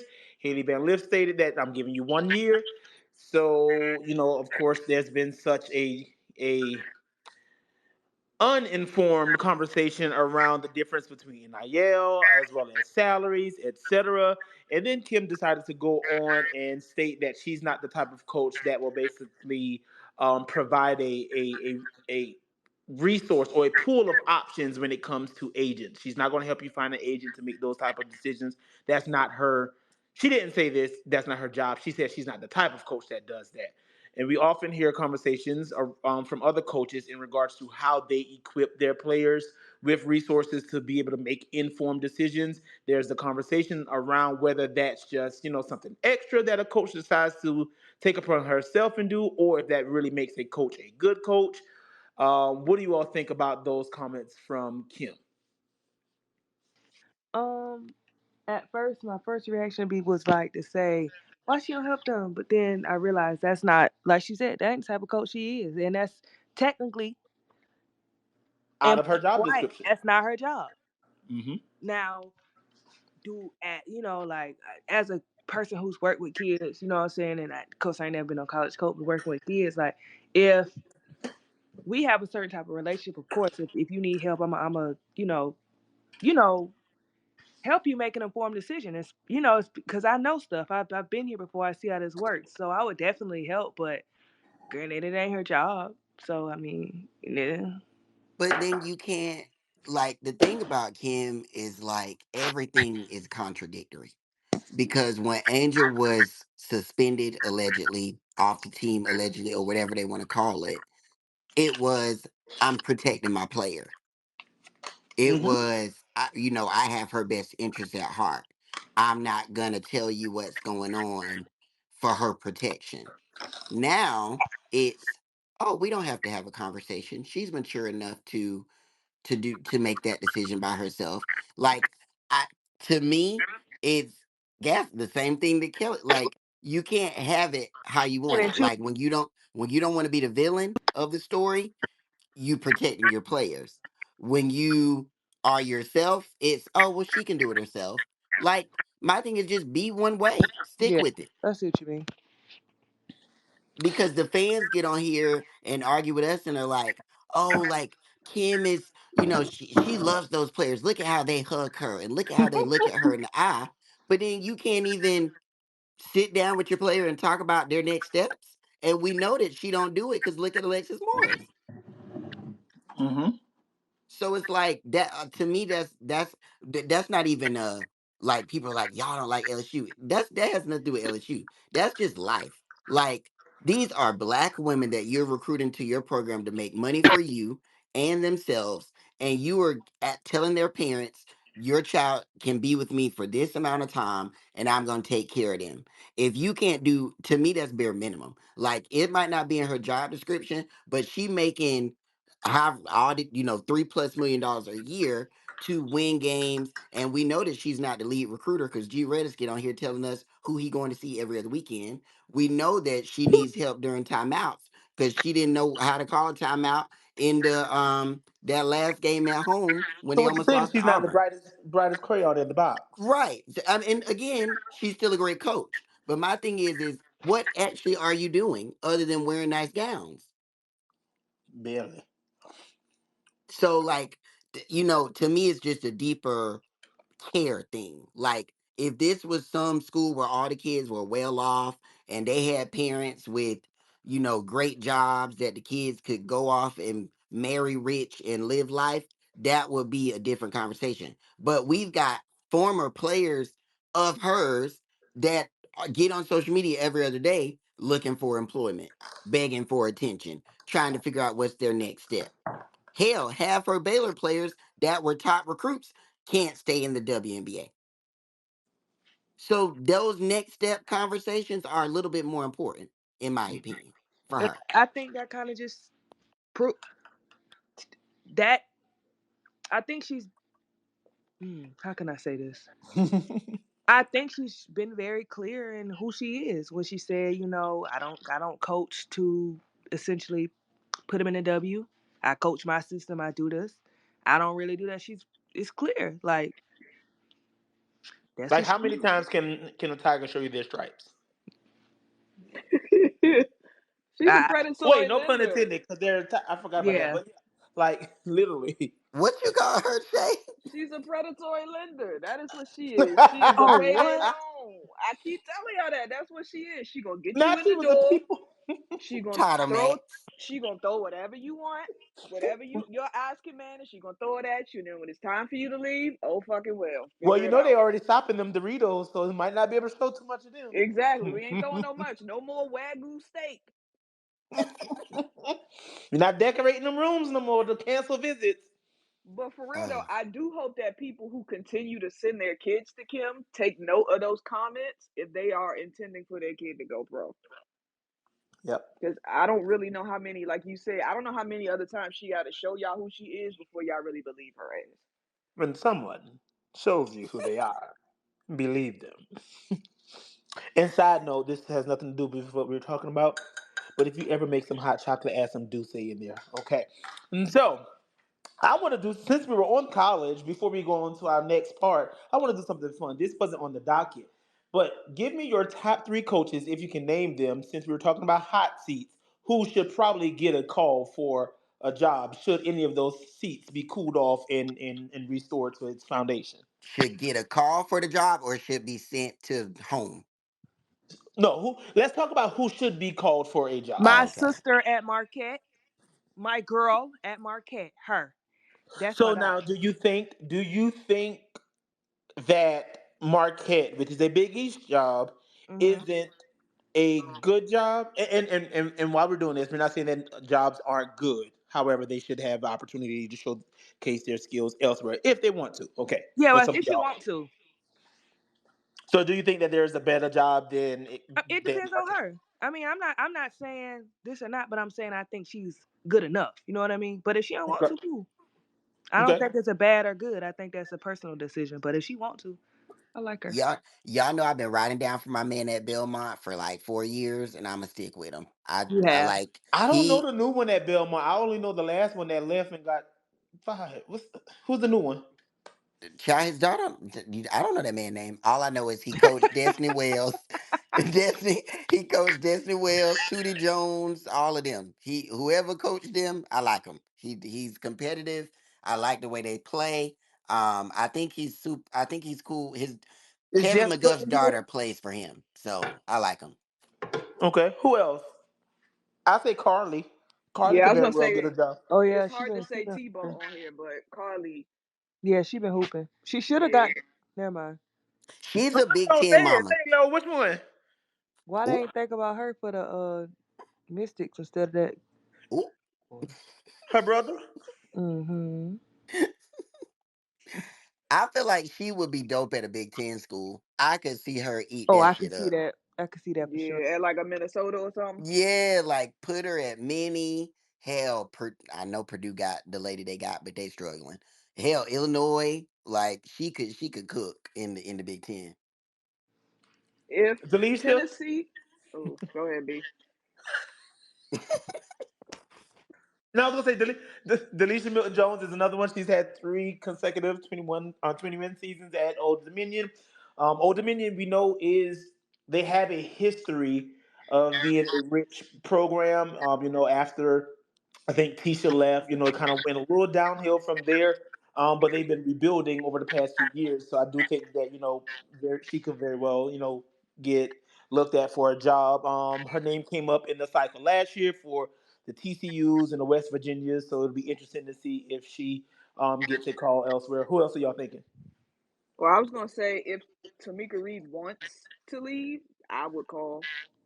Oh yeah. If we got Tamika in the SEC, I would run through the streets. Okay. Okay. So while we're on the SEC, then where? Should send her to Tennessee? No, Ooh, They would mm-mm, not. no. that fan I base mean, they couldn't handle won't that. do it, no, but You know So who Tennessee, I think Mizzou. Tennessee should call? Tennessee should call JR at Colorado. Ooh, I like it. Ooh, that'd Ooh. be cute. I like it. Okay. Colorado. Ooh, I Okay. like that real good. I like that real good on week. Because Colorado is going to Big Ten or Big 12. No clue. 12. They're going to Big 12. Mm. So the Big I 12 will, will be tougher a little bit next I year. will not care as soon as Jalen leaves. The girls on Twitter were saying they want Gilbert to go to Colorado. Hmm. Baby Jalen.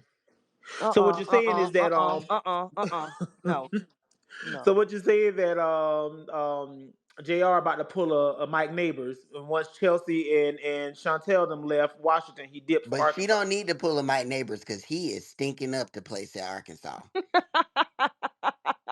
That God. And I've never been more embarrassed for a coach for him to get on a press conference and say, I had a player on a 5-year plan and I sure messed that up. Like, what the fuck, sir? Like, that's some embarrassing, like, oh my God, pull your britches up. Not britches. Like, oh, sir. That is just and he came to the wrong conference. I don't care if he was born and raised in Arkansas. You can't be doing that football driving lanes offense in no damn SEC and then got the nerve to say offense win games. You can't win nothing because you don't play defense. And none of your players do. Hmm. Okay. How you let your damn your power forward transfer to Mississippi State and tag y'all? Yeah, and I Oh, don't the yo at Tennessee thing. I don't like that. oh, that don't need to happen at all. Yo gonna get up there yelling at them damn fans and they gonna riot. They gonna meet her outside that statue. Okay, well, thanks for playing musical chairs in college women's basketball. We're going to head on to AU this week. We are It's the start of some professional basketball in the good old US of A. 4 weeks of exciting nonstop action, 3 days a week, 2 games a night. What players are you all looking forward to seeing in AU? They recently had their first draft, and so the teams are set. Is there any team in particular that you think? And obviously, we know it's a little different in terms of how they're set up and the points. So the teams change every week. So I can't say team. So which player do you all think has a really good chance at being the AU champ this year? Because we know it's a lot of cone drills and dribble moves and stuff that we see from some people. So what's up? Oh, I'm so weak. Um, I, Hide your excitement, low. I have no clue. Is The Nalissa last two, back this year?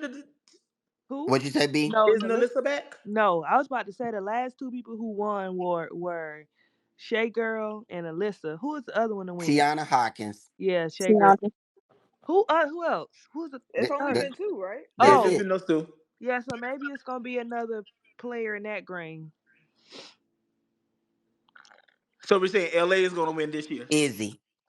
Is If oh, he's out for the first week, I think. Never mind. Never it's mind. It's kind of gonna if you be miss the it's first gonna week, be it's kind of Angel. hard to catch up. If it's Angel McCart, we will never Angel see the end of Reese. that red lipstick. It must be Angel Reese. She going to her prayer closet. I think the reason why post players do a good job in this is because they rebound too. Yeah. And you get points for rebounding. And the way they be throwing shots up sometime there be a lot of rebounds to go get. So So uh Kalani. I'm I, going for LA. Go LA. Now low when she get up there doing that pivot foot bounce twip electric slide. That's what Caitlyn do. That is true. oh Y'all don't think Taya gonna Mm, no. Oh mm, Shay. Shay. Thought never crossed my mind. I'm just I asking. hope I'm looking at the promo material and I hope her husband shows up at the games. She don't That's have one, I thought. you see that ring on the finger? I did not. Look again. Okay. Blinding. Before we get off the rails, so do we think that AU can be a launching pad for WNBA players to make a roster spot or excel? Because we have seen some players use AU as an opportunity to work on some of their skills. I think most notably, Dejanay and Lexi Brown. Oh, Dejanay. I Did she feel play like Dejan. before? She played. She's been in both seasons, if I'm not mistaken. Yes, she's been in Is she both. playing? She not. Not this year. Oh, Yeah. she's She's not not playing in it this this year. year. Mm-mm. Not playing. Okay. I think Dejanay and Lexi have benefited the most. And Jordan Canada. well, I I mean, think I hope. Sam. N- Let me say no. Zaya. Let me put some positive for Zaya in the air then. Okay. Because I think last year going to Jordan, like she really shot. Like she shot a ball. And I think coming in before that season, she was just known as a defensive player, not necessarily a shot maker. And we saw her improve in those areas. And I don't know if it was because of AU or if that short span of boom, I'm here for 6 weeks.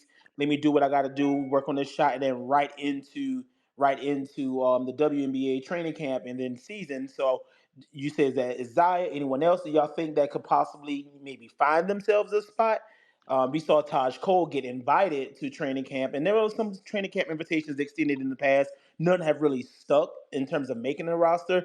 But who else do y'all think has an opportunity to possibly end up on the Mystics or the Sky? I think Haley Jones could find confidence this season from AU. Like I Yeah. think that's something I really want to see her gain in the W. Like I feel like I haven't seen a confident Haley Jones since like her freshman and sophomore year of college. So I think with this opportunity to just really go find her offensive bag, shoot, not really worry about defense, I think this could bode well confidence wise I'm gonna say. Oh, go for ahead. her. I'm gonna say the same for Ray Burrell. And she's not gonna lie, she still has earned too much money for not a lot. But I do think because she's guaranteed, hell, you got to do something with it. So her playing could give her, some confidence, get her some offense going, and help her try to figure some stuff out because clearly they're gonna need her and they're gonna be relying on her. I'm going through the rosters. Um, mm, And while you're going through the rosters, we ooh, know that there are two different types of players: Sid versus Angel McCautry. But Sid made a really great comment earlier during the media availability and saying that she didn't have a team before AU, and so she was there. She joined as one of the player executive committee. She didn't have an opportunity, and they and AU really was pivotal in reviving her career, allowing her to find that opportunity to be on the Aces and things like that. And then obviously we know, fast forward, she's a two-time WNBA champion and played some crucial minutes in Game Four. Shout out to the Game Four. If you all don't remember, go watch it. Okay, but ooh. is this an opportunity for Angel to see herself back into the league? No, but I don't want it to be. no. Grace She gonna end up Berger. on Chicago. I want to see Grace Berger. This could be a little help her out a little. Yes, Grace Berger is the substitute player for Avina. Avina. Avina Westbrook. I think that AU has done a good job in building the confidence of current W players. Um, and that's my response to can AU be something that helps players get into the W? I'm not sure. One of my, I guess, my biggest things that I didn't like about AU was when I went into it, it was kind of like, oh, this is supposed to help those players that don't have the opportunity to be in the W and stuff like that. But I feel like sometimes they get stingy with the minutes when it comes to the players not in the W when they're trying to like win a quarter or for points or they're trying to win a game for points. You stop seeing all the players that might be trying to, show themselves for the W type thing and it literally just turns into the W role players all going at each other. Mm. Yeah. I also just another name that I like, Lauren Mincy. I've liked her.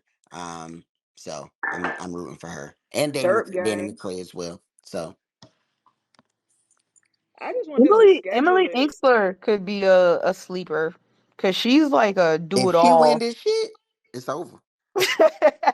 She's like a do it all type of player though, like one that's gonna go after steals and go after rebounds and stuff like that. So she I would love could to see a be a healthy her. sleeper.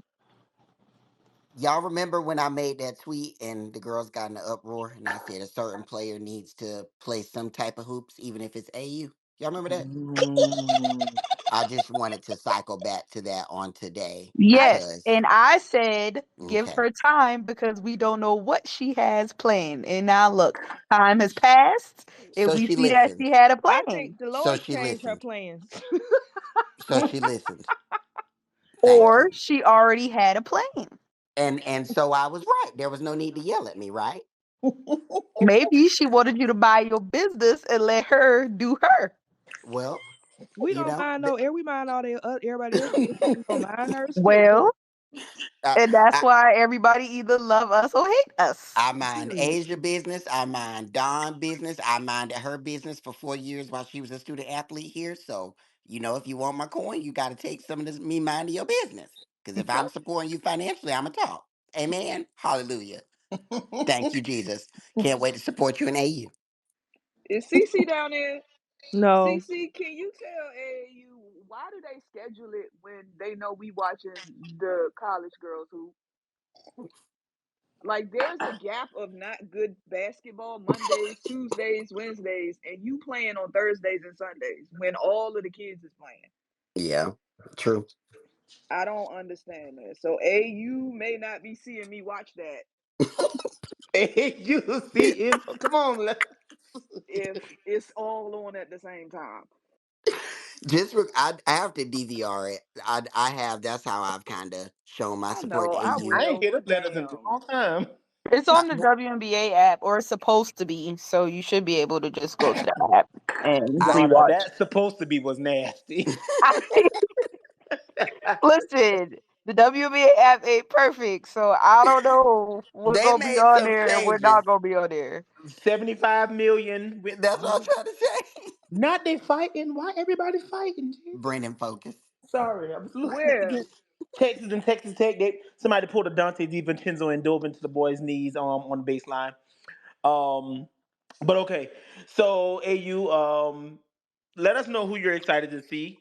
Drop that in the comments. We know most of y'all probably going to say one name in particular, as people look to make their return back to the W. So we're excited to see who you're excited to see. So now is the time for the courtroom, a little bit of a debate. I'm going to start with the people on stage and get ready. Press your fingers on them buttons, hold it there, and play with it and flick it right quick in a, a little bit. Brandon. We are we want. So as you know, we've seen, well, not all of us. Some of us are younger than others, but we've seen basketball in terms of these storied programs change. At the beginning of the NCAA era for women's basketball, we had teams like Louisiana Tech, the Cheneys, the Old Dominions, the Texas Tech. All of those teams be some of the top teams, and then it shifted for a little bit and became just probably a battle of a few teams, the Stanfords and Notre Dames and UConns and the Tennessees. And then in recent years, you've had your Baylors and South Carolinas, Notre Dames again. So, oh, I can't forget the sisters out there of Troy, Southern Cal. They were the first champs to go back to back in 1983 to 1984. Um, Shouts out to Pat Summit for what she did. She was probably one of the greatest coaches in women's basketball. The rise of UConn and then Kim Mulkey and Muffet McGraw. Shout out to the Cheetah Prince and the Squats on the sideline. They built their programs into perennial national title contenders. And during those years, we've seen great battles between the headbands, whether it be Maya and Skylar. We've seen the Agumake sisters. We've seen Stanford Load Up. We've seen Brittany and Odyssey do their thing. We've seen the Meeks at Tennessee. We've seen DT and Swin and all of those players. And then we're into a little bit of a different area. Then here comes 2017 and the shot from Miss Itty Bitty Morgan Williams. She course corrected all of that madness, and we've seen players and we've seen the parity shift between the game. They're now at South Carolina, who's become an elite program for women's basketball. We've seen in the past 5 years, since the first time since 1984 to 1988, there were five different teams to win a title in 5 consecutive years. That hadn't happened in, I can't even do the math. Since 84 to the year when I was born, 1988. No age jokes. So, what do we think about the current landscape of women's basketball? And do we ever see some of those programs like the Louisiana Techs, like the Old Dominions, like Texas Tech? Shout out to Cheryl Swoopes again. See, there I go. Always want to mention her. Do we see any of those teams being able to reclaim their time atop the standings of women's basketball? I'm Reclaiming my sorry, time. B. I just have to ask. You said you didn't feel like doing the math, but then you also said the year you were born. Wouldn't it just be your age? You're right. 36. Oh, Jesus. I didn't supposed to say that out loud. 36 years. So in 36 years, this is the first time we've had five different teams win the title in 5 years. So what's up? What y'all think about that? What's the question again? I know I went I on a got a whole little lost, honey. So do you ever see those teams, like Shay's former coach, Marianne Stanley of the Washington Mystics, when she led Old Dominion to that national title, do you ever see those teams reclaiming their shine? And what do you think has caused that shift in women's basketball to kind of spread out the powers? Oh, no. I think Southern Cal is coming back, right? Mm, Mm-hmm. that They're they're coming back. it'll The be a difference Um, long is time. resources in conference, though. Mm-hmm. Like USC, obviously, we're in the Pac-12. We'll be in the Big Ten versus Old Dominion, Louisiana Tech, Texas Tech. Like they're not getting that support, so it's hard for them to get back to that national stage. But overall, I think the shit dope. I want somebody new to win it every year. Shit. Yeah, I think to the first question be asked, I don't know if I see any of the like old guard outside of Southern Cal coming back just because of Shay's point. Like, if you're not in a P5, especially in the major sports, women's basketball, men's basketball, football, softball, baseball, you just don't have the financial resources to bring in the players that you need to bring in to win. And with NIL, like that's just the extra little icing on the cake. So outside of Southern Cal, I don't see any of those like Latex, Old Dominions, Cheneys coming back. But in that next group, that Tennessee, Yukon guard group, I think hot take. I think time's up for both programs. Um, I don't. Um, I don't think, for one, I think at UConn, they're an anomaly because that's not even a major school outside of hoops, Like they're not a major money making school. They're not in a major conference. As They evidenced by the don't $40 million deficit. Right, and they are in debt. And so Gino was able to carve out a space at that program, and then having ESPN in his backyard did a lot of extra work for him. But once he's gone, they're going to have to answer the same question that Tennessee's answering with less money. Who do we bring in to replace Gino? And then once they bring in that question, will players want to come play for the legacy of UConn if the person that created the legacy is gone? And then with Tennessee, I think they didn't strike while the iron was hot. Mm. Like they had a 5-year window after Pat where they had to go get the right person. They started with Holly Warlick. I don't think they gave her enough time. And then they shifted to Kelly, and I think they've given her too much time.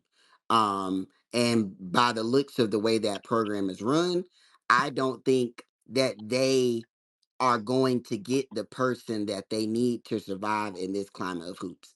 Tennessee is in the South. The one And, thing that Pat and them did do is bring in some black players, and typically some of the best ones. They can't even recruit in their state. and Holly was at least able to do that. Correct. Shout out And to Jolette Law. bingo. That's what I was just about to say. Like when your husband comes from football, don't know nothing about hoops. He's just a dud on the staff. They got the other lady that's always on Twitter, but not recruiting. Um, it's a no for me. So when I look at those two programs, I I, I don't see the vision. So you said that time's up for UConn and Tennessee. So what about the other schools out of that crop of institutions that won? You had your A&Ms, you had your And uh then what? They got one title, that Texas don't A&M. matter. Yeah, A&M, North Carolina, Texas, and Texas Tech.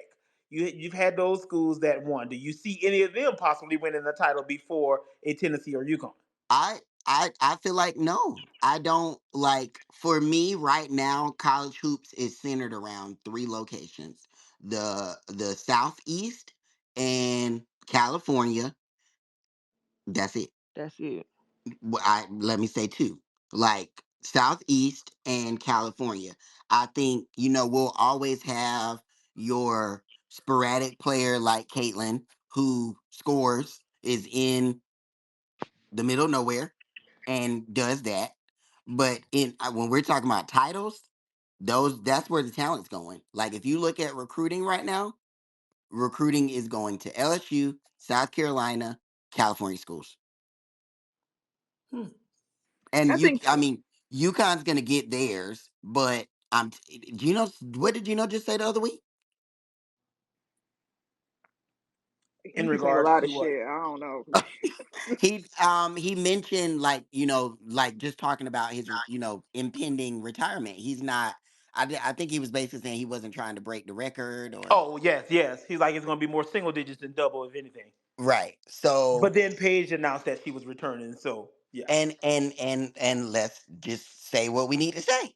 If Paige don't do it next year, what's that song? If God don't do it, it won't get done. no. it won't get done. So yeah. I think to Dolores' point about UConn, both men and women's team have benefited a lot in the past from getting all of that talent from the New York, New Jersey tri-state area. Hmm. And I can't speak for the men because who cares? But you got a Felicia Leggett Jack at Syracuse. You ain't got to go to you, and they're in the ACC.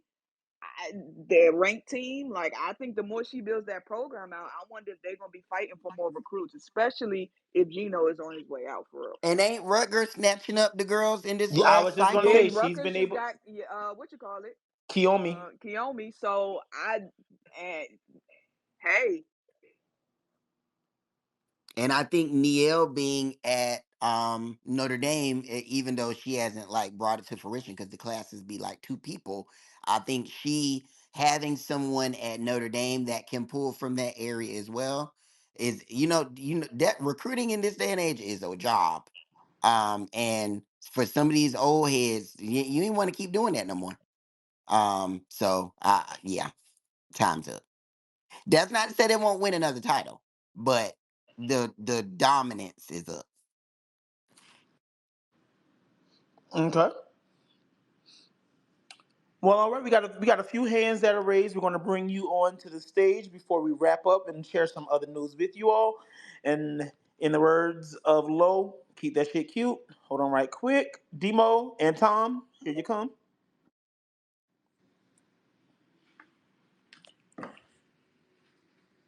Go ahead, first Demo. Welcome to the stage. Oh shit! I didn't think I'd get this far. Thanks, y'all. What's up? What's on your heart? if you're in line, stay in line, Demo. No, I what's called. I done lost track about what I was gonna talk about earlier. We talking about recruiting or whatever. It's a great time. You gotta do your thing. Y'all can kick me off the stage. I ain't had nothing right now. All right, thank you so much. We'll see you next week. What's up, Tom? Hey guys, I got 2 points kind of going on what Dolores said. First off, I'm going to discuss Tennessee. I feel like in 2019, when they missed out on getting Zaya and all those other recruits, I kind of felt like that was the time when they were like, it's a wrap. Like, I feel like Geordie wasn't enough. Um, and then in terms of UConn, if they don't win with this class, with Paige, AZ, like if they don't get it done like now, they're done. That's the way I see it. Like if you can't win with two number one recruits, they had Kristen, who was a number one recruit. They had Avina. Who else they had? They've been having Megan like the top Walker. recruits. Yeah, Megan Walker, and they haven't done anything with them, so it's going to deter these recruits going, I come to your program and I don't win. Why would I come? Hmm. Okay, okay. Anyone else have anything to add in regards to that? Yeah, somebody here. Hold on, let me add him. Okay.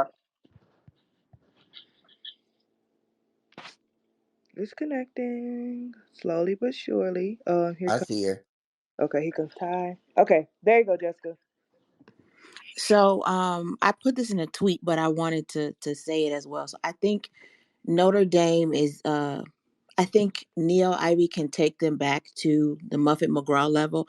Also, I say this all the time. I don't know why WNBA teams are not banging down Muffet McGraw's door, but that's another thing. Regarding UConn, I think UConn was at its best when they had to run past Notre Dame twice in the regular season and in the Big East tournament. You had Louisville. Who else was in the old Big East back then? But it was a gauntlet. Yep. Um, but now, I don't watch much Big East basketball. But I'm saying, I mean, not no disrespect to the Big East, but Right. They um, suck. they are not as tested and as battle ready as they were. Like you going up against K Mac, Jewel Lord, and Skylar Diggins Smith 3 times a season. That's going to prepare you, for the tournament, and you're gonna take your lumps. You're gonna give some, but it made them, I think, a better team. I think now they have spent so much time running through the Big East. I think adversity builds character and that helps you build championships. So I think they, in order for them to get back to where they were, I think they're going to have to leave the Big East, take some lumps and rebuild in the ACC, and then I think they can get back to um, where they were. But it's gonna have to, like that first year Notre Dame had when Muffin McGraw left. It wasn't the team that we all knew. I think that's what's gonna have to happen to UConn, and then they can get back. But I don't think they get back to where they were if they stay in the Big East. I That's do all know I that had to say. they were considered or rumored for expansion, possibly not expansion, excuse me, for realignment to the Big 12, along with Gonzaga, because that's always been like Gonzaga couldn't get past. Well, sorry to talk about the men, but they couldn't get past because they're not used to the physicality, and maybe that's a reason. This the same thing that's been happening possibly with the past few years with UConn. So I don't know if the ACC, because with them in this latest expansion, I think they're going up to 18 teams already. So I don't know if they're going to really have the space. Maybe if Florida State leaves, maybe UConn can then replace them, and then they'll have someone close like Pitt and Syracuse to play against. So I won't say it's not going to happen, but And isn't BC in the oh yeah, ACC and still too? BC, yeah, yeah. So they'll have regional schools that they can compete with, possibly some new rivalries or rehashing old rivalries because like you said, the old days, the Big 12, I mean the Big East, with the Notre Dames and Louisvilles and Georgetowns, that those were competitive conferences. And I think another part of this combo that I think kind of got left out is the caliber of player that is getting going to each team in the country is there's not as much of a gap. And what I mean by that is like in 2008, if you signed three top 15 players, you got a return on investment immediately because most teams probably had two top 50 players on the roster. So when I look at, Tennessee and UConn specifically, those players that they're getting, like your Azies, your Megan Walkers, your Pages, they are great. They came in highly touted, but then around them elsewhere in the country is somebody that was in their same draft class that probably could have been the number one player in their class, but didn't have hoops girls in their gym. Like I think Ron Howard was in the 50s or 40s of her recruiting class because she didn't do major AAU hoops, and so she wasn't scouted. But And she ended up going. that's when Would you say Tennessee messed up because they bingo? didn't. But I wasn't gonna say it. But But like you have these players and certain coaches and certain programs are looking at number and not necessarily fit or not necessarily like talent. Like Ty Harris won a national championship at South Carolina. She was ranked 50 something in her class. Like the coaches and the programs that could identify that type of talent and have that type of talent still compete well against number one recruits set them up for what we have now. Because now we see that when there are more programs that can bring in page caliber players, like as soon as I will never forget social media and Boneyard specifically when Aaliyah Boston chose South Carolina. That was one of the most beautiful days of mess on social media because that program knew that they couldn't trot out the five best players at each position. They were at one position they were gonna get hold at, and they weren't used to that. And now we see in hoops that LSU has Angel Reese. She just won a title without having any All Americans on her team. When Kim was at Baylor, she had Nalissa and Queen Egbo coming off the bench to win a title. Like we see programs in different areas. We got Juju Watkins right now. She's leading scrubs per se to victories, and we had people for years telling us that Paige can't win a title because she don't got a full healthy roster of number one and number two stars from their draft class. and Juju So getting busy in the hardest conference right now. in the hardest conference. So I say all that to And keep the going. Jujus would normally go to UConn, like you're saying. So Bingo. now I got Juju, I got Hannah, I got Michaela Williams on my bench. Ready for the Bingo. next 3 years. Yeah. It's a different time. And there's more of them in each class. Like if this freshman class this year, all of them could be lottery picks, but we ain't got enough slots. Like hell, give Zoe Brooks 2 more years, she gonna look crazy. Give Madison Booker 2 more years, crazy. Like Audie, a bit wide back, big Audie, baby, that's a damn Audie for real. The car, shit cooking, That's your Q8. yeah, baby, a whole Q8, Which is and why it was so off base for Debbie to sit on that goddamn broadcast and say the girls should stay in college because they have so much star power. I don't know where that's gonna come from when they leave. Have we not been talking about them freshmen since Paris when Malaysia and Hannah put on the show? Like, They're not white, Lo. okay, gotcha. Thank you. Yeah. so yeah, I think when you don't have when you can't corner the market on top recruits anymore and you can't control that narrative because people like us are on social media saying, "Ooh, bias," that's kind of allowing it, then it makes your job more difficult. And now we got Gino acting different on press conferences. The cockiest coach I ever seen, and now he's saying, "Well, she's doing all she can. She just doesn't have the help anymore." Like Aaliyah Edwards wasn't in the running for National Player of the Year last year. She's doing all that she can, but she doesn't have a bench. Like Amari DeBerry wasn't a top 10 recruit that he refuses to play. Like Caitlyn not dragging scrubs right now. Like Caitlyn not dragging that the damn headband walking to the bus to Miss get. Kate Martin's on National Player of the Year mid-season watch list. Let's not forget.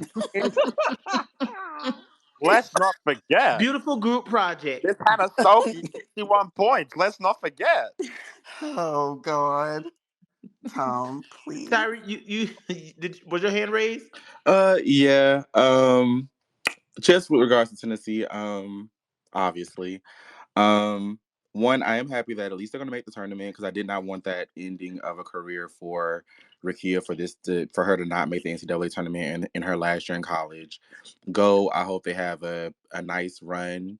Um, Obviously probably not due to Kelly, but maybe like a Sweet 16 run, maybe get lucky, get an Elite Eight, depending on what bracket you're in, and y'all just I don't know, have a great little time. Um, the change got to come. Um, Everybody Who just would cross you their want? fingers. Come on, Sam Cook. Listen, If you could pick somebody right now, who would be your top three to lead your program? um, black woman, black woman, black woman. Um, So you bringing back you bringing Cara I home, was just Kara about to home? say I really would love if Carol would come back, but has she I proven her offense though? Has she done enough to Yeah, prove she that? gonna do the same thing Kelly doing. Yeah, I was about to say, has yes she and no. proven We'll have better players. Um, we'll have better what a better defense. player? Okay, okay. Offensively, hopefully she, Kara Smart, hire somebody. But also potentially with her having a team already, she may be able to also bring some players along with her. Prior to that's not what she was able to do. She just kind of had to go to Duke with what was there. She has worked with some of those players, so some of her development is clearly already there. So I think it would be a better situation than her just hopping into coaching at Duke than with her coming over to Tennessee or transferring that to Tennessee and having some actual college experience at that point. Um, Tamika Reed, I would like. I understand. Others may feel no, I would like it. Um, and actually, I think while Carly T-Ball would look good in the Big Ten, I completely see that. Um, I think if Tennessee is going to go for a white woman, let it not be Molly Miller and let it be Carly. But doesn't that give you the same kind of dynamic that you have with Kelly? No, because she can actually coach. Kelly can't do that either. Kelly's just You, just she just Oh, looks Big Ten. She can't coach. you So don't there we think are. she could coach? Just not. I just. I I think think Kelly's a nice woman who can develop nice women into, being great people out in the world. And she can win some games. I don't think that She a the fourth grade teacher at an all white school. yeah, and that's fine. I think you're a mom who likes to coach. You're not a coach. So you I saying you're think that tired of there's a Crawl? balance. You try to take your Um, kid to school day, or take your kid to work I day. think I think she was she would have been fine. perfectly fine staying where she She was the and keep it leader of Right, the but that's what's PTO. the difference. So my thing is, how do you know that's not gonna personify the same way with her, with the other with lady? Carly. Mm-hmm. I I'm just think not she saying has that she will. more. I'm I just think she just asking. has more experience. Okay. Yeah, with just with great players. To be quite honest, Okay. Nepo baby, obviously, but um, she still has more experience than Kelly does. And if Okay. they're gonna go just white woman to go white woman and not to shake the table, I would prefer that that's like kind of where they lean. Um, Who's this Molly lady they keep talking about? Girl, I don't know. I think she's at like Grand Canyon or something. Yeah, Molly's at Grand Canyon, and the Stanford woman is at who many think is next up is at UNLV. Go Yeah, get the Kenny Brooks. Oh. who for who Oh my. to go where? He his group chats are all filled with people that look like they would go to So Tennessee. he So has why two knocks not? against him. One, you're a man. Two, you're black. Mm, He, you sure? And that's before anything else. Hold on, his skin color is yeah. black. Let's leave.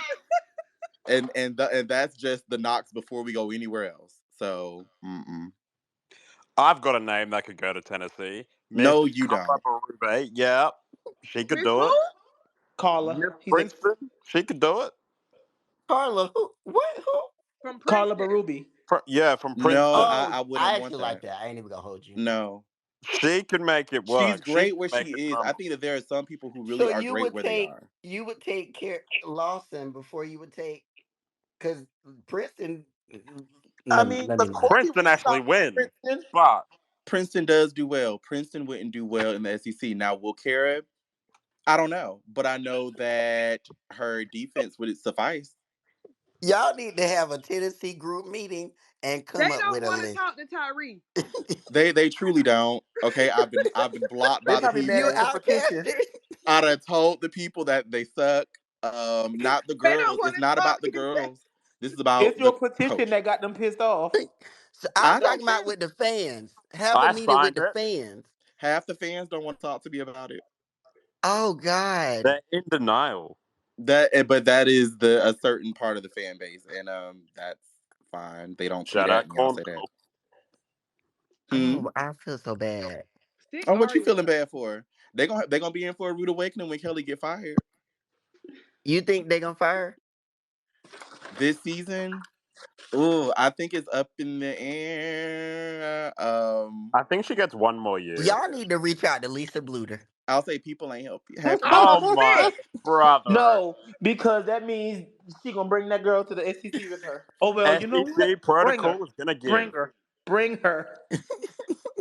Yeah, but enough people aren't happy. Enough. Or Kelly Graves. Why you just Oh, want us to be oh terrible, and brother. No, I don't I'm like talking. it. Kelly Dolores Graves was one Logoff. of the leading voices Oh on the brother. top What if coaches. Adia, And I Get don't it, like Lo. it. One more what if time. Sister Barnes becomes available? One more time, Lo. Oh brother. I I, I would not. No. Who's Barnes? Adia. Adia. Adia? Hadia. Oh y'all just chatting. Man. I Yeah. I'm trying to give them names to put on the list so that No, when you're they have not. No, I you're just y'all see need the to not. have a Tennessee meeting girlies. and The Tennessee girlies I see be trying to poach Dawn. now they know damn skippy. That's delusion, So and that's we a all no for know that Coach and Yo. understand that. They could take Hopefully, Carolyn Peck. Would you want Coach Yo Tyree? The silence is deafening. It's crickets. Well, cause y'all know better than to ask me a question like that. Oh, y'all got beef. I No, thought we ain't got no beef. That's a oh, nice woman. okay. I was about to say what's going on. That's a nice woman. That's hilarious. well, we know She it ain't gonna be Shay because Shay going back to UConn after she Gino. hasn't proven herself. Tennessee could take Derek She's Fisher. done a nice job over at Ole Miss, and I think she should continue building what you're building. But you know what's gonna be a shame if she keep building and y'all keep falling. I don't see a keep happening. Because they locked in on that number three. I'm Yeah, about I to was say about to say like I I mean don't see a they keep. rooted. Yeah, Can it I get don't see any a keep lower? falling happening. Um, Okay. Who- I don't think she could have if they don't fire her this season, she can't have another season like that next year. But And she's got better exactly, she's going recruits to. and better But we've transfers said that for to years. stay We have, but they And she also number gave three her an without a extension. point guard. without a Yeah, point guard. She yeah. got a point guard. No, You she ain't seen No, don't. 50 we talking shots? about Ole Miss, Tom. Focus. Oh, Oh, my bad. Listen, I understand, and she can continue to build that amazing product over there. So what happens when Sam Purcell jumps y'all? Well, he hasn't. What happens when Vic returns to the conference? Whew. That's when she's gone. Hell, and Oklahoma when they come, it's lights Well, out. we beat them, so there's that. what They're gonna happens when get to throw Rodman on them pension? jackets. Oh, Listen, the keep is not going to continue to happen. This They was gonna let obviously a really Kentucky terrible rebuild year. and come back. So this do shall pass. No, I I, saw I don't know somebody if it'll say pass with Kyra. Kelly, but it'll pass. Y'all want? I saw somebody say y'all wanted Kyra. Kyra Oh, No. Elsie. brother. I Mhm. do think y'all I should think the hire her for offense though, like as an assistant. absolutely. I was just about to say. I think the problem, and I've mentioned this in other situations, but um, I don't like the staff that she has, and it What's the starts. what's Hmm? the what's the lady that used to coach at Auburn? If y'all brought her for defense and Kyra for offense, Kelly could just be a motivational speaker. Terry Flanoy. Yeah, if y'all put Oh, if see this is why somebody need to hire me in the athletic department because see I'm about to give y'all a staff. Keep Kelly. She ain't got to do nothing but just be white because that's what the AD She can wants. she squat on the can't. She sideline. gonna get her shine off the backs of two black women? No. And you suggesting it's a Black History Well, Month? No. It's okay. almost over. Let me say something else. What did Pat always keep on her staff? Yeah, Pat had Yep. her But Pat staff don't loaded do with what she was Carolyn. doing. Some studs. Okay, so Okay, Pat knew in order to get the girls from the east side of town, she had to put But somebody Pat from the wasn't east a side of dud. town on the staff. But Pat wasn't a dud. Pat knew what she was doing. She That's did, different. but if all Tennessee want is a figurehead and they not gonna go get nothing else, then the least that Kelly can do is fire her husband and go grab two people with ties to the program. I'll say this: if Kelly still has her job next season, her husband and maybe one other person on the staff won't be there. Well, y'all gotta let go of that lady that be trying to police people tweets because I'm sick of her.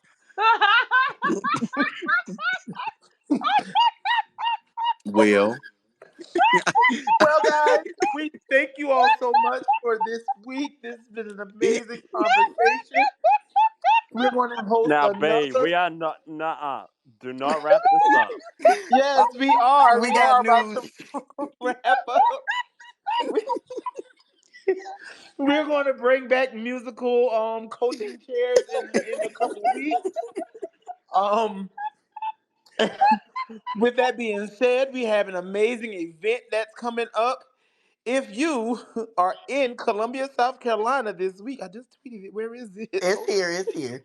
Okay, refresh it. I got you. Okay. Y'all find me out. You better ask one of your NBA husbands to do that shit. Oh, I will. Don't you worry. So if you are in Columbia this week, tune in and pull up on us at Hickory Tavern, where the committee will be hosting a live hoops session with the one and Live. only the live. And then we're going to stream it too. All of those details will be available if you're not in Columbia and able to attend. But with the defensive machine herself, Miss Khadijah Sessions, assistant coach for the University of South Carolina women's Gamecock national. Oh, I was speaking into existence. Sorry, I was speaking that thing. Mm. Thank you, God. Glory, glory. For the South Carolina women's basketball team. And so we're going to be at Hickory Tavern. Come, we're going to have some giveaways, some other special guests, and some fun trivia. So come get your drink on, get you a Tennessee whiskey, get you a sidecar, get you some wings and all that Oh, good that's stuff. And we will smooth. see you at Hickory Tavern. And And bring me sweet some money to tip the delicious. bartender. Yes, yes. Make sure you tip the bartender And when if you you come. bring enough, you might be able to tip me. Dolores. Dolores. I'm your private dancer and stuff for money. But yes, we do have a section of it. And we just don't got no hookah. Dang. Now that This would have ain't been tea. Atlanta. That would have been tea. But yes, stay tuned. Make sure you bookmark this 3 p.m. Eastern, 12 p.m. Pacific. We will be there and see you all there Sunday after the game. In addition, we also have some new merch up New on our merch, site. ho. All right. Go and open your Is the purse. crust up? For now until the rest of Black History Month, you can take 20% off of your entire purchase Pow, using the pow, pow, code pow. That's for people with two BHM20. black parents. BHM20 for 20% off of your entire purchase. And Tom, we ship internationally. If Okay? your mother and Okay. father are of African American ancestry, BHM20 is for you. If your parents are not of African American Buy it and give it ancestry, to somebody this else. code is for your friend who you said in 2020 that you heard and hear and are learning about. This code If is you for have the anti-racist in your if bio. you have anti-racist in your bio, you need to jump onto our website and make sure you purchase for those people that you are protecting and being an And if ally you put for. up them What black about the black squares, box? The if you put black up them square. black squares, this is for you as well. If you said be like Cheryl, I want you to grab a shirt and donate it to people that look like Cheryl. We thank you for this Black If you hate History those Month. corn fans, you better get one too. Put your money where your anti-racism is. Tom, so are you gonna buy one for all of us on stage? Shit. If y'all hate corn as much as I do, let's get it. Well, we thank you all for an amazing evening. Make sure once again that code is BHM20. If you didn't hear me the first time, All capital letters. BHM20. All capital letters. But don't Black yell at History us, Month. especially if you're not black. And we got Afterpay, and we got PayPal paying for all that good stuff. So put it on the tab, and we will see you all later. And stay tuned for more announcements to come. Bye. We live, baby. Bye. If someone Coda shows say me who bye. they are. Coda said bye. Bye, Bye. Coda.